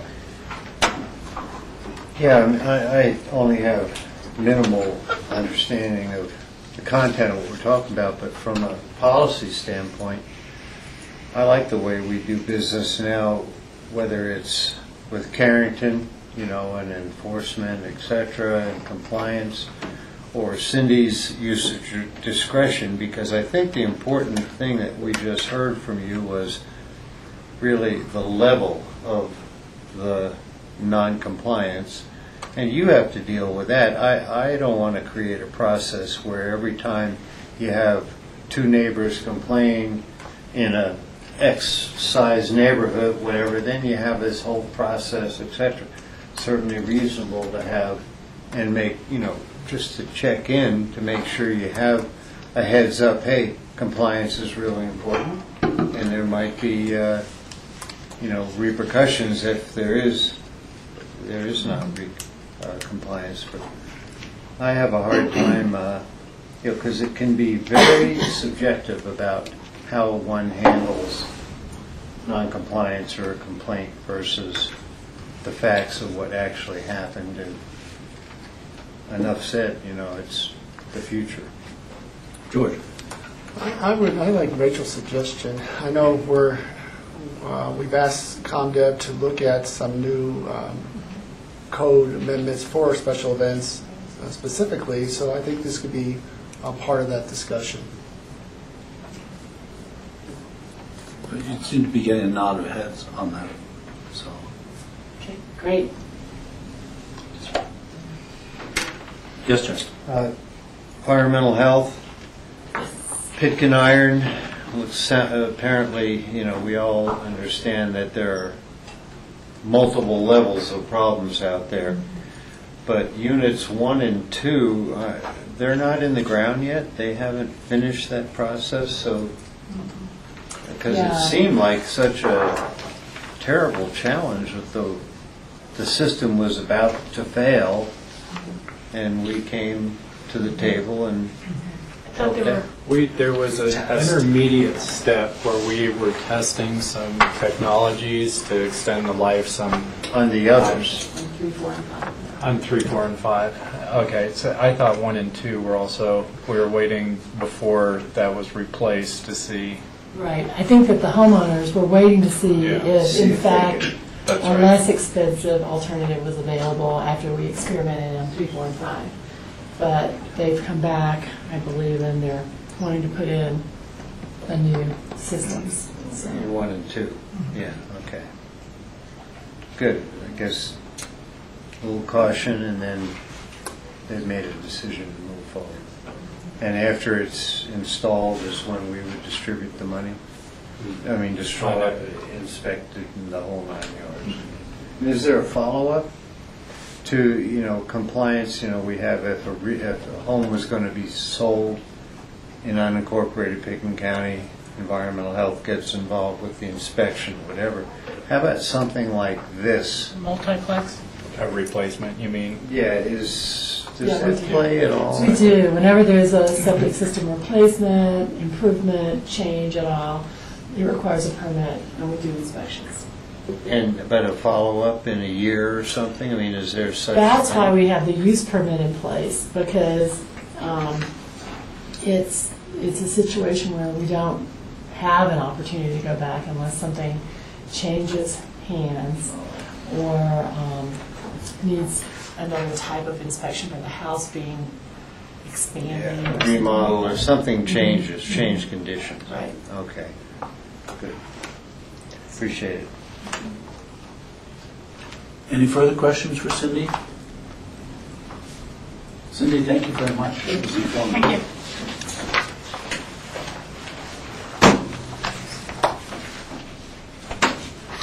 The next item we have is Health and Human Services update. Nan Sundin and Mitzi Lettingham are here. Hi. Hi, Nan. So you have an update for us? Is that what you have? I do. I have a section update. I'm Nan Sundin. I'm the Health and Human Services Director. This is Mitzi Lettingham, our Deputy Director, and I apologize. I read the agenda wrong. That's why we've been here all afternoon. But we got a lot done. And we learned a lot. Yeah, thank you. It's great to be here. We do updates from the Health and Human Services section twice a year. I do think it's worthy of some discussion about whether you want to continue getting them, since you get quarterly human services updates and quarterly public health updates. So we tried not to be redundant in this memo, but we do come back to you in 3 weeks with human services, and we'll give you more in depth all the information that you're used to getting from that meeting. So Health and Human Services is comprised of senior services, child and adult protective services, public assistance, and the Healthy Community Fund. And we have an indirect link to public health because we are one of 3 counties in the state of Colorado that contract public health to a private entity, private nonprofit entity. So in this update, what we tried to do is link our work to this county strategic plan. And I'm not going to go over everything, but I just want to give you a few updates and then open up for questions if you have any. First of all, we've been very busy in our care management program. We, Pickens County, contract with the Aspen Counseling Center to provide a care management service for people over 60 years old. And basically what they do is for people who are having trouble linking to the myriad of services that we have in our community, if they're willing and they want to, we'll link them to a care manager, and the care manager will work with them and find out what's getting in their way of accessing the support services that are available in this community. And in state fiscal year 2012, we had 52 seniors in Pickens County that we were able to help. It's a very comprehensive service, requires a lot of hours and a lot of time. And one of the things that I would like for you all to know is that the Aspen Counseling Center does an exceptional job with care management. I think it's maybe one of the best case management programs in the Valley. They're thoughtful, they're available, they're thorough, they go to people's homes, they provide integrated care. It's really a wonderful service for our Picking County residents. We're excited about the partnership with the Counseling Center. We have been conducting the Vulnerability Index. Eagle, Pitkin, and Garfield County work together to be involved in a program that's called the 100,000 Homes Project. It started in Massachusetts and it's moving nationwide. There are 7 communities in the state of Colorado that are doing this, and basically what we've been doing since August 13th is we have a standard interview that we can conduct in English or Spanish with people who are homeless or unstably housed, meaning that they're moving frequently, or they've had periods of homelessness, or they're living multiple families to a unit. And what we're trying to do is get an index or a count of what are the greatest needs of that population, housing needs and medical needs. And we're planning on doing a community debrief on October 31st at 9 in the morning down in Glenwood for the Tri-County area. It would be great if any one of you all could make it down there. And I'll get you more information about it. But what we're going to do is look at the data collectively as well as individual counties looking at the data to really sort of decipher what do our most vulnerable residents need. And so that we'll give you an update on that. We're very excited about the tool. The interviewing has gone very well. We've done a great job in the Tri-County area getting into every jail to interview people who are unstably housed in the jails. So we have some good data, and we have some data on veterans, families, and unaccompanied youth. Not so much on unaccompanied youth because we're having trouble getting access to students who are homeless. We know that they're out there, but it's very difficult to have access to them. So we're working on that to be determined. Our food pantry is going gangbusters. Mitzi and Gretchen are doing an awesome job working with the Food Bank of the Rockies. Yeah. We're serving 100 people at least for the past 4 or 5 months, with sometimes spiking higher. And then there's also a food pantry in Elgibel. We have not seen a decrease in the number of people showing up for food, which is just information for you guys. And we're excited about our partnership with Food Bank of the Rockies. It's going very well. Marty in Senior Services was busy, as she always is in the winter, helping seniors who qualify get tax relief from the county, the city, and the schools. And that's a great program. There are numbers in your packet. We were able to serve 23 county residents, 17 school district residents, and 13 city recipients to give them some property tax relief. That's a great local program that we have to support seniors. Yesterday, we had a wonderful kickoff in Elgibel, sort of between Eagle and Picking County, celebrating the fact that Picking County will be picking up Eagle County's child welfare starting on October 1st. And we had the great opportunity to sponsor Feather Burkauer in Basalt at the middle school last night, where she talks to about 40 parents in the Mid-Valley area about body safety for children and how to teach your very young children and teenagers about body safety and to protect them against possible sexual abuse. It's a very highly regarded training. Every time we do it, people want her to come back, and we were really excited to provide this training down Valley with Eagle County and the Buddy Program being co-sponsors. We continue to work with Eagle County and Garfield County to bring the senior mobile dental van. As you guys may know, Medicare does not really cover dental care.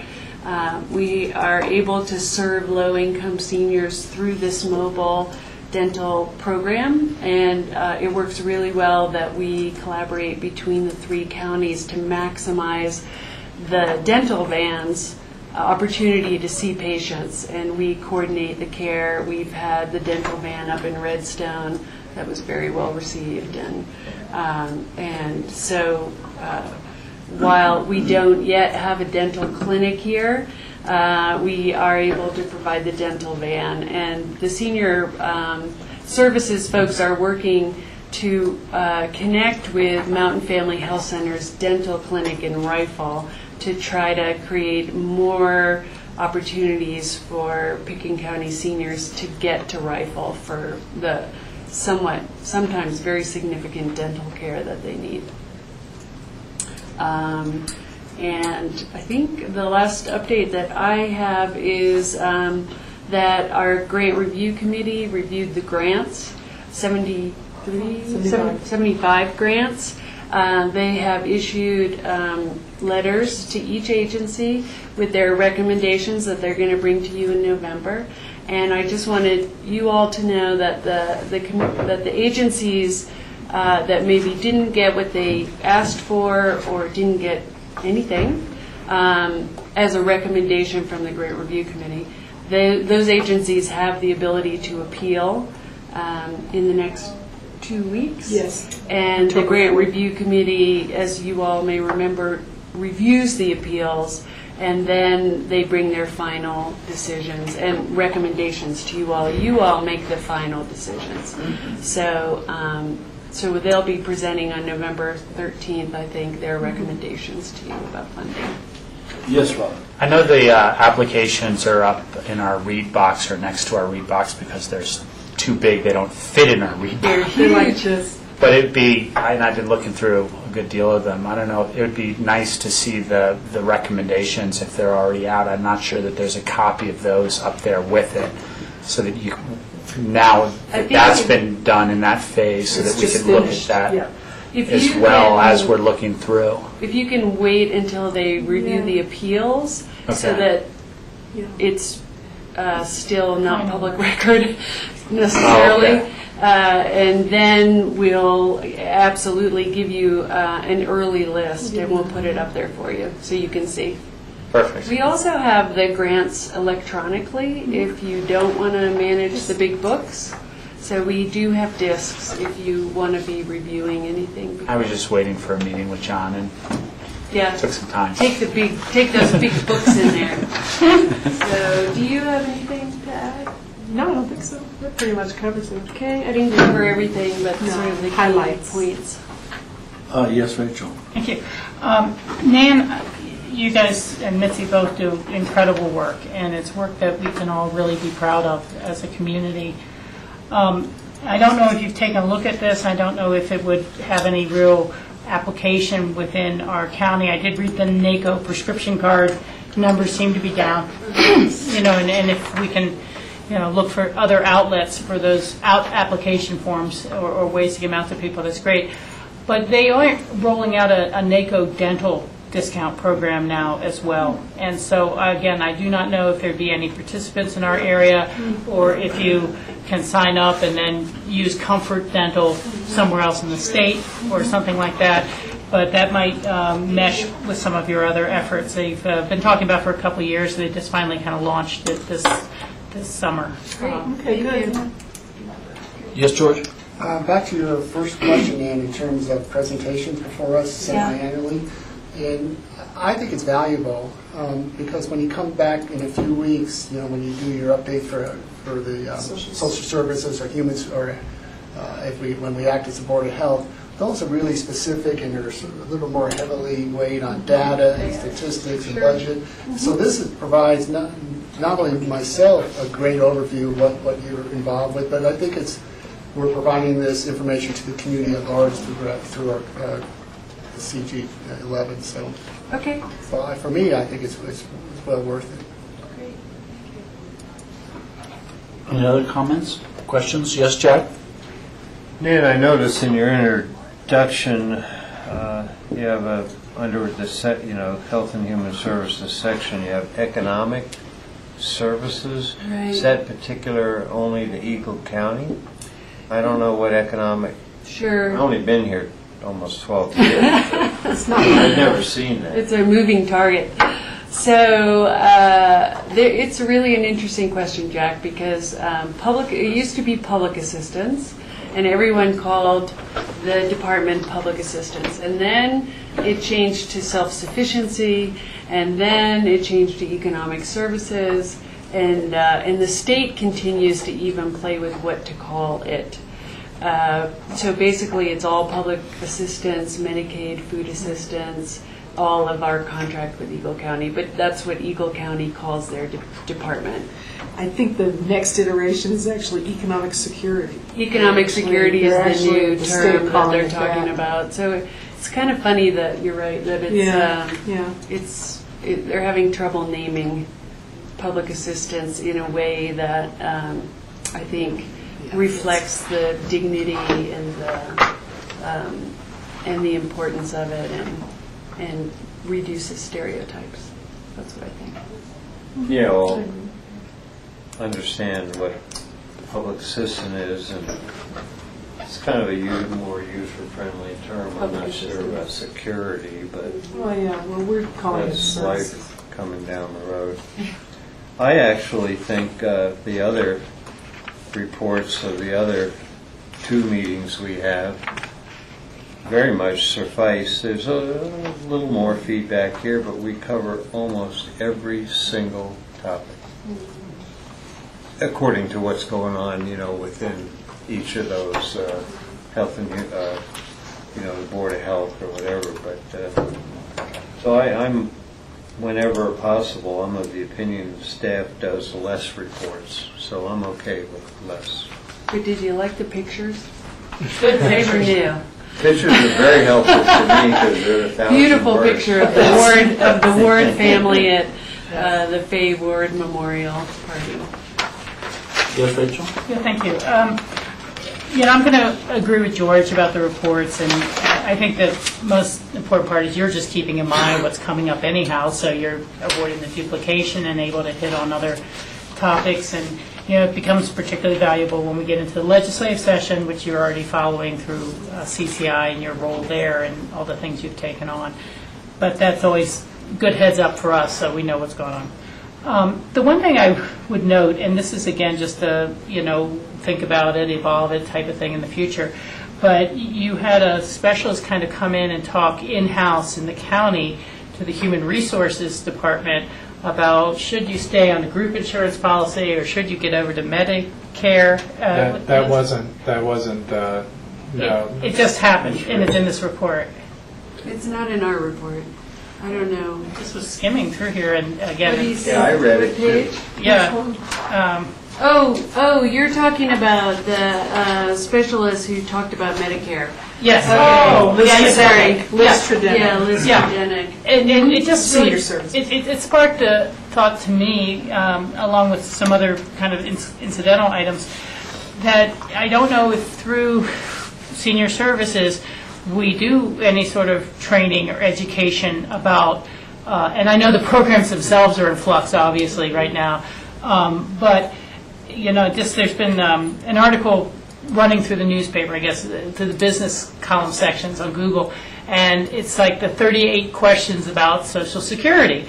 And when I started reading those, I was suddenly like, oh my God, I had no idea this was so complex. It is like, if you got married at this date, will your spouse be eligible, and when do you take your retirements, and what are the trade-offs for different things? Not that we would give anyone advice, but as we have this wave of growing seniors, there's something, well, if you sign up for the Medicare part so-and-so, you start with this rate. If you wait 2 years to do it, you have a totally different rate because they want to incentivize people to get into the program early. And at what point can we do some outreach and training about the issues of your financial security as a senior through the programs that you've been paying into most of your life and things like that. So it's just kind of a thought. I don't have anything involved, but when I was reading this, I was like, oh my word, I had no idea that, you have to decide by 59 if you want to do this, you have to do that, at this point. And not that we're going to get out there and start giving people tax advice or other advice, but just I can see where you'd have a lot of expense with individuals who would think, oh, I should go to an accountant to explain it to me. But are they really Medicare experts? Maybe they're Social Security experts. Or who are the people who we could get into a room to present at least the issues that people should start wrestling with and finding their own answers for? It's a great point, and we can look at sort of community outreach. We do have coaches at the senior center, and every year they send people who are willing to be volunteers to a 4-day SHIP training, which is about Medicare. I took the training 2 years ago. It's extraordinarily intense. And Patty Kravitz is sort of our local expert on staff, and I think what we found is there are so many nuances to Medicare choices that we do really well one-on-one, and when we try to do a broad, we just confuse people and stress them out. So people can call the Senior Center at 920-5432 and make an appointment. It's really helpful to talk about Medicare before you turn 65 and consider what your options are. And we try to do counseling one-on-one, and it's very effective. People find it to be very useful. Yeah, and I don't want to upset what you're doing. A lot of it is, but it's just this type of thing where a lot of people, may not realize the choices they make at 58 are going to affect what choices they have at 65 on both of those programs, and it just be, maybe good information as the population continues to age, or do people really understand that they can get counseling on these topics at the senior center even when they're not a senior? You tend to have a sense that, oh, that's for people who are 68 or 65, and you don't realize that might be for me at 59 or at 62. Yeah, thank you. Any further questions for Nan or Mitzi? Yes, Jack? Just a comment to John. In working with partners in healthcare, provision of healthcare, hospital, and the ski company, I know one of those, the ski company has dramatically changed their insurance. They say exactly for that reason so many people stay on their insurance. So we ought to be aware of what's happening in that dynamic about. And I don't think the law allows you to say you must go here, but just as I think Rachel is bringing up, education on both sides, the impact of the organization, say our organization, as well as the Medicare piece personally, and when to wait, when to access it. And that is, and I sorry I wasn't tracking with where you were in the memo, but that is the type of discussion we've started having with employees, because it can be a benefit. Now, again, we also understand that as a provider of a health plan, you have to watch how much is actually shifting over to Medicare also. There's all kinds of rules there, which is why we've just taken the education approach to make sure that our employees and their family members are aware of their options under Medicare. And I think it's been a while since we've had that type of dialogue internally, and it does open some eyes. And that's even so far as organizational costs. As obviously we're aware, aging population oftentimes accesses medical care more often. So, If I could add too, I think it's going to be interesting, depending on how the future goes, if we actually move toward the health exchange, there is going to be more local information about insurance options, I think. And that's what I'm hoping. And that's what we're watching for, to see how that is going to move forward, and how we can actually be a partner in educating people about what options are available to them. Is that it? Okay, we'll keep coming back then. Thank you. Thank you. In one form or another. In one form or another, that's right.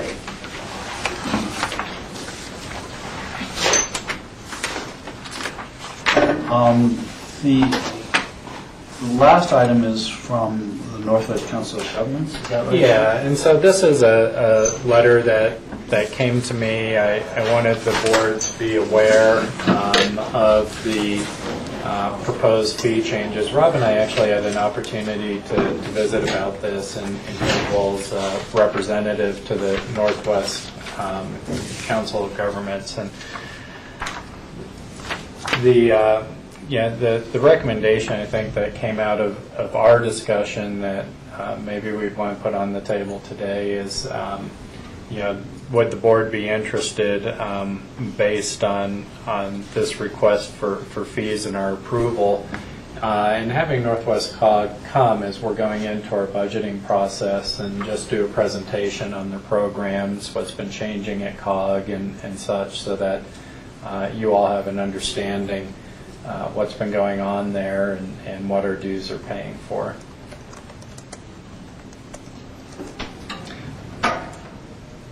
And I also didn't want to sign this without you guys being aware of it. George?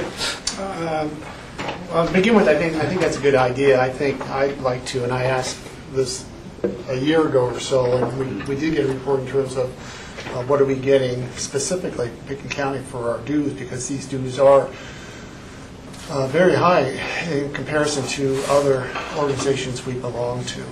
And so I think we need to continue to have them provide us with the information in terms of what are we getting for our dollars. But I have some specific questions too, and you may be able to answer it, or these may be questions for them when they come back. On the QQ, on the letter from Liz Mullen, it says, dues for QQ for each municipality are based on a percentage of the region's total treated water that is served by the particular municipality. In 2010, QQ recalculated these percentages based on the volume of water produced in 2009. So dues are based on the volume of water produced. But when I look at the dues, I see similarities between 4 counties, Eagle County, Grand, Pickett, and Summit. And given that Eagle County is substantially larger in population than Pitkin by probably 3 times, I don't see how they've come up with equal dues for all these 4 counties. So that's one question. At the bottom of that page answers the question. It says the county's up to $21,500.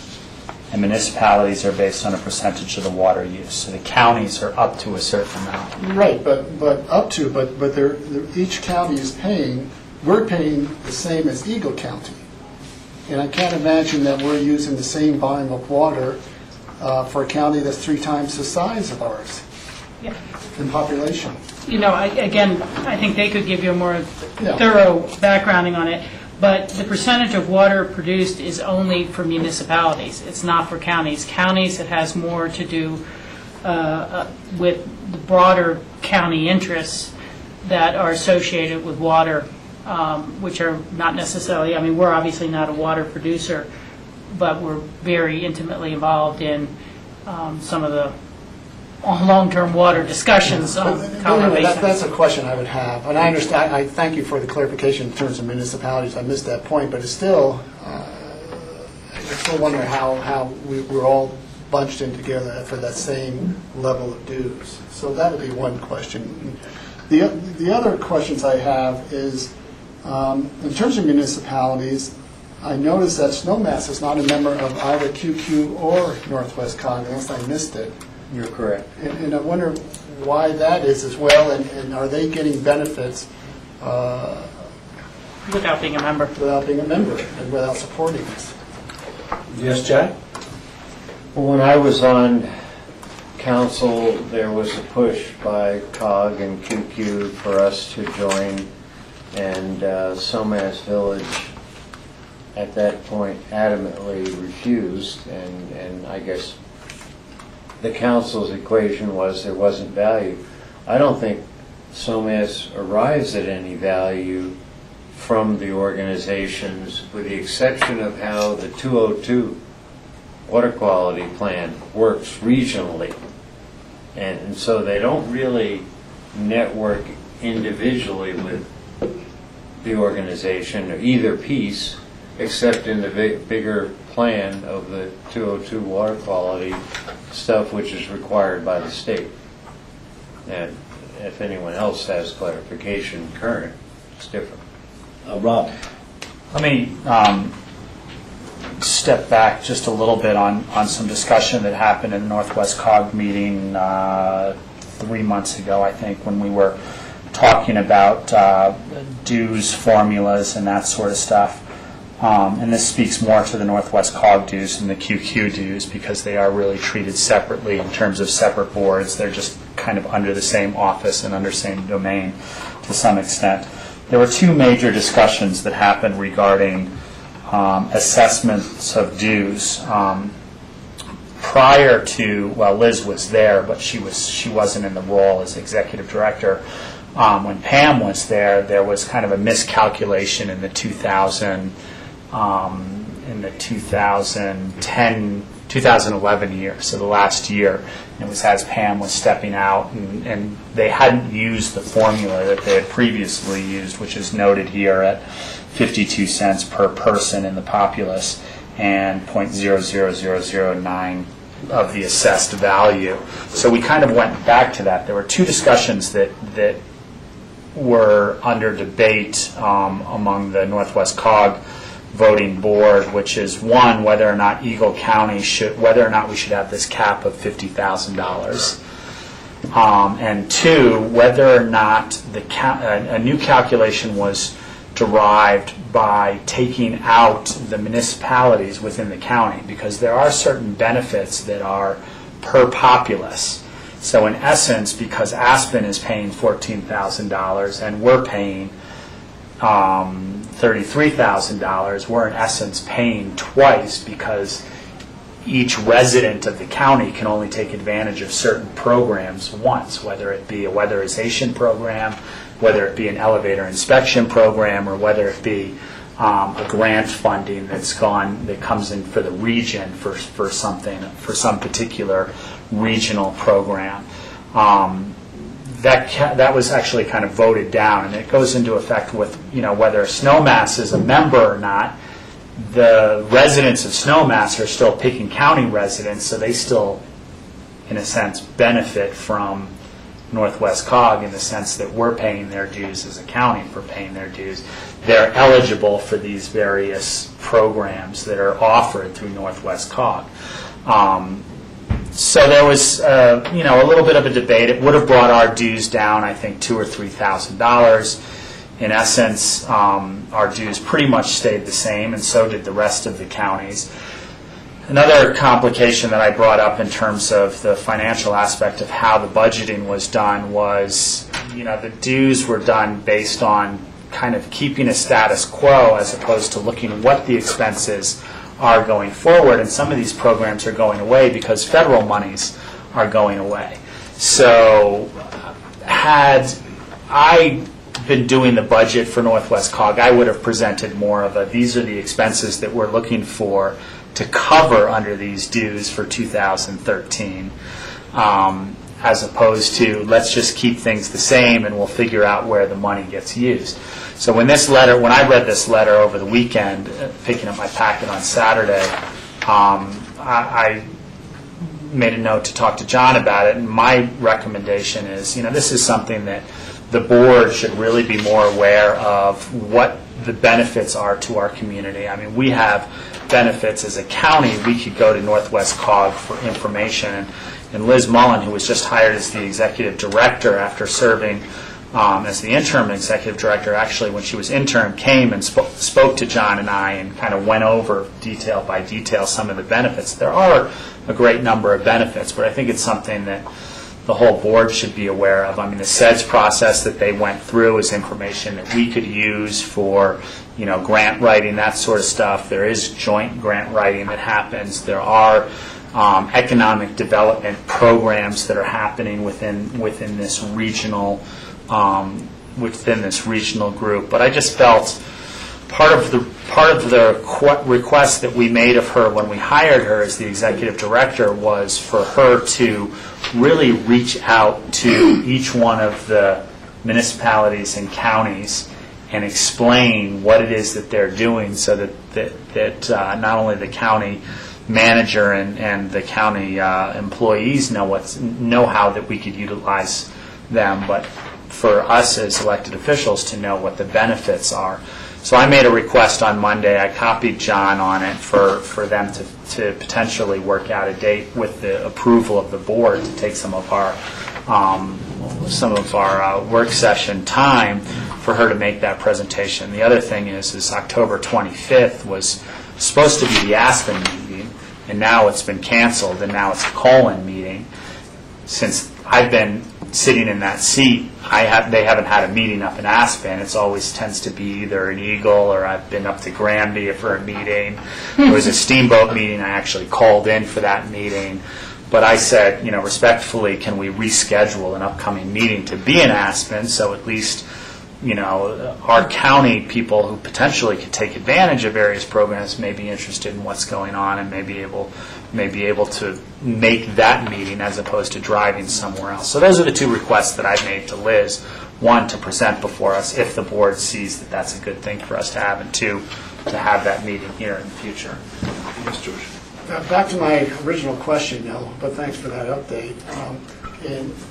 Regarding snowmass, and perhaps, I don't know if you've suggested this to Liz, but perhaps she should be going up to snowmass and making a presentation to Snowmass Council, because when you look at the municipalities that are members, Eagle County, Basalt is a member, Eagle's a member, Gibson's a member, Mintur's a member, Red Cliff is a member, Vale's a member, Picken County Aspen's a member.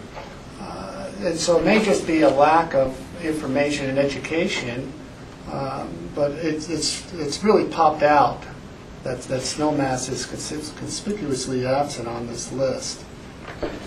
And just to specifically speak to that, I think it's brought up in just about every meeting for her to reach out to past members, non-members within our community, and from a dues point of view.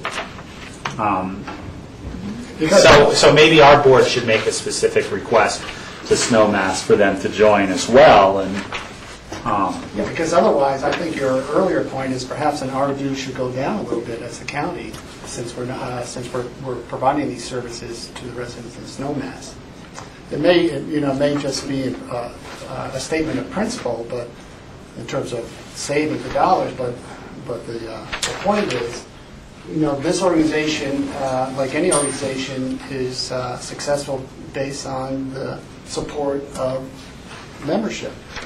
And if everyone is being able to take advantage of the same benefits without joining, that leads to the downfall of an organization.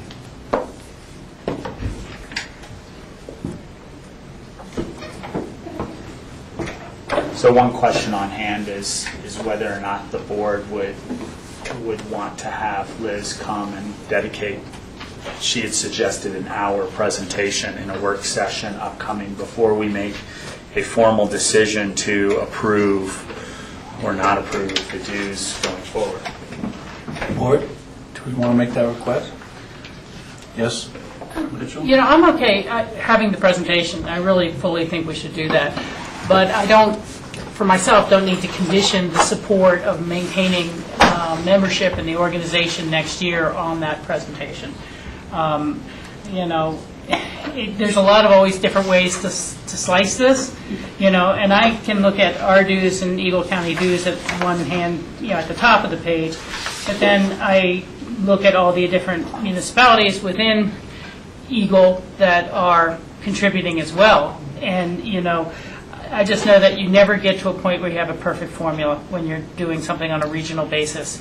Jackson County, is one of the poorest counties in the state, very low economic opportunities, losing population.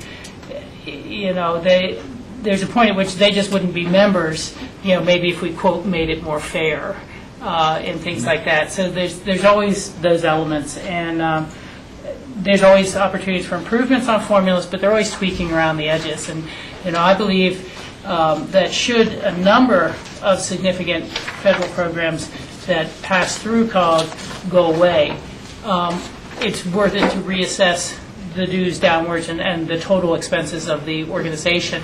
I think it's also important until such an event to maintain somewhat of an even keel so that organizations don't see their dues float up and down and up and down, and that you have a little more consistency in the base of it.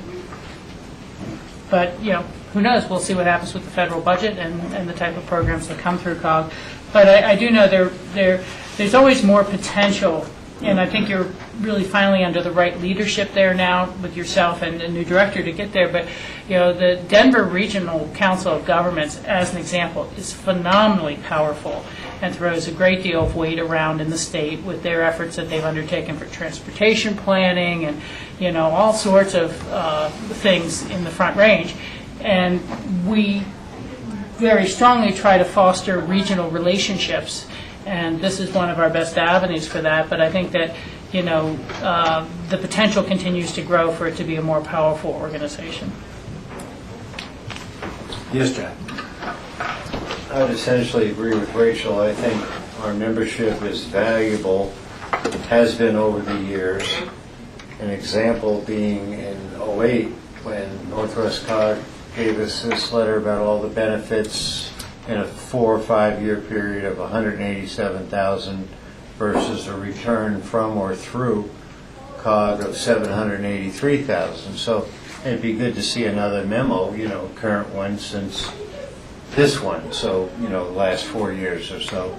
So absolutely have a presentation, but I wouldn't, and no one suggested holding hostage, but I would just say sign on the line, we're in, and I think from what I understand, that will be just reinforced by a presentation, that decision. So, Bob, it looks like we'll get that, but it's not conditional on it.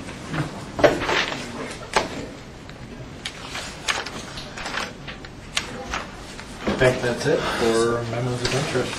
The open discussion? I just have I'm sorry. Oh, no. Okay. Just a couple items for you. One, tomorrow there's a proclamation on Conflict Resolution Month. There's going to be Representative Dave Troxel up to accept that proclamation, and they'd like to just say a few words about conflict resolution and Conflict Resolution Month. So just a heads up. Dave is representative. He is a conflict consultant out of Denver and has been working with a group to help support Conflict Resolution Month, and they've been asking counties and municipalities to pass resolutions.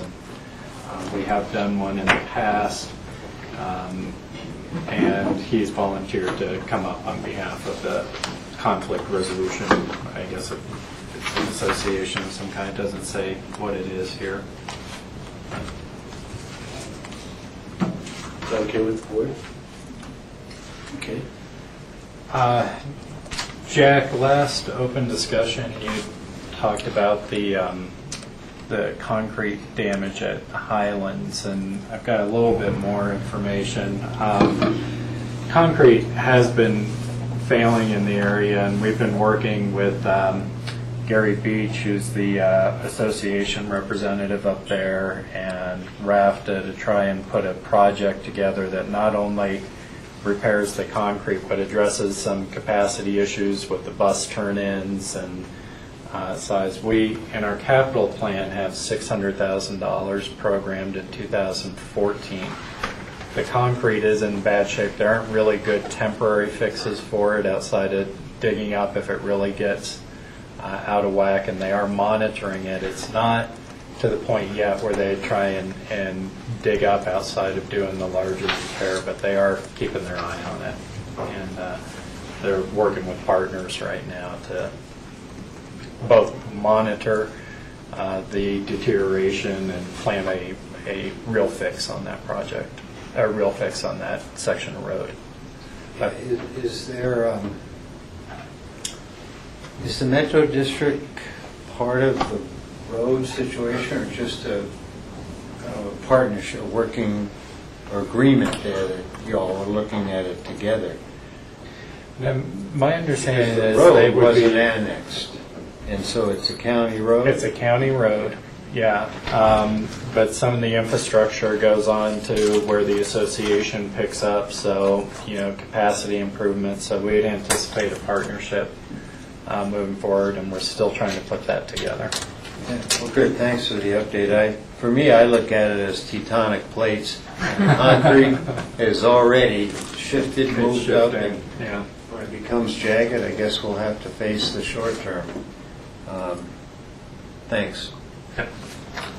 And that's all I have for open discussion. Board, any open discussion? Yes, Chad?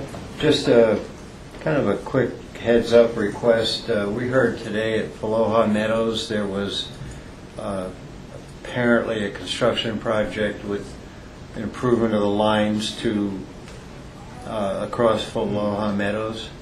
Maybe when that happens on our property, it would be beneficial to let the board know. I actually did bring that up, Jack. Yeah. And it was actually during open discussion, and the reason you didn't get a larger briefing is we did it as an emergency procurement because there was some voltage going into the ground, right? And so, and we had tours happening that weekend on the property, and so we did an emergency procurement to fix the transformer as well as the line going to the road, basically. Now, so we did have a brief discussion. I did let the board know. I hope some other board members remember that.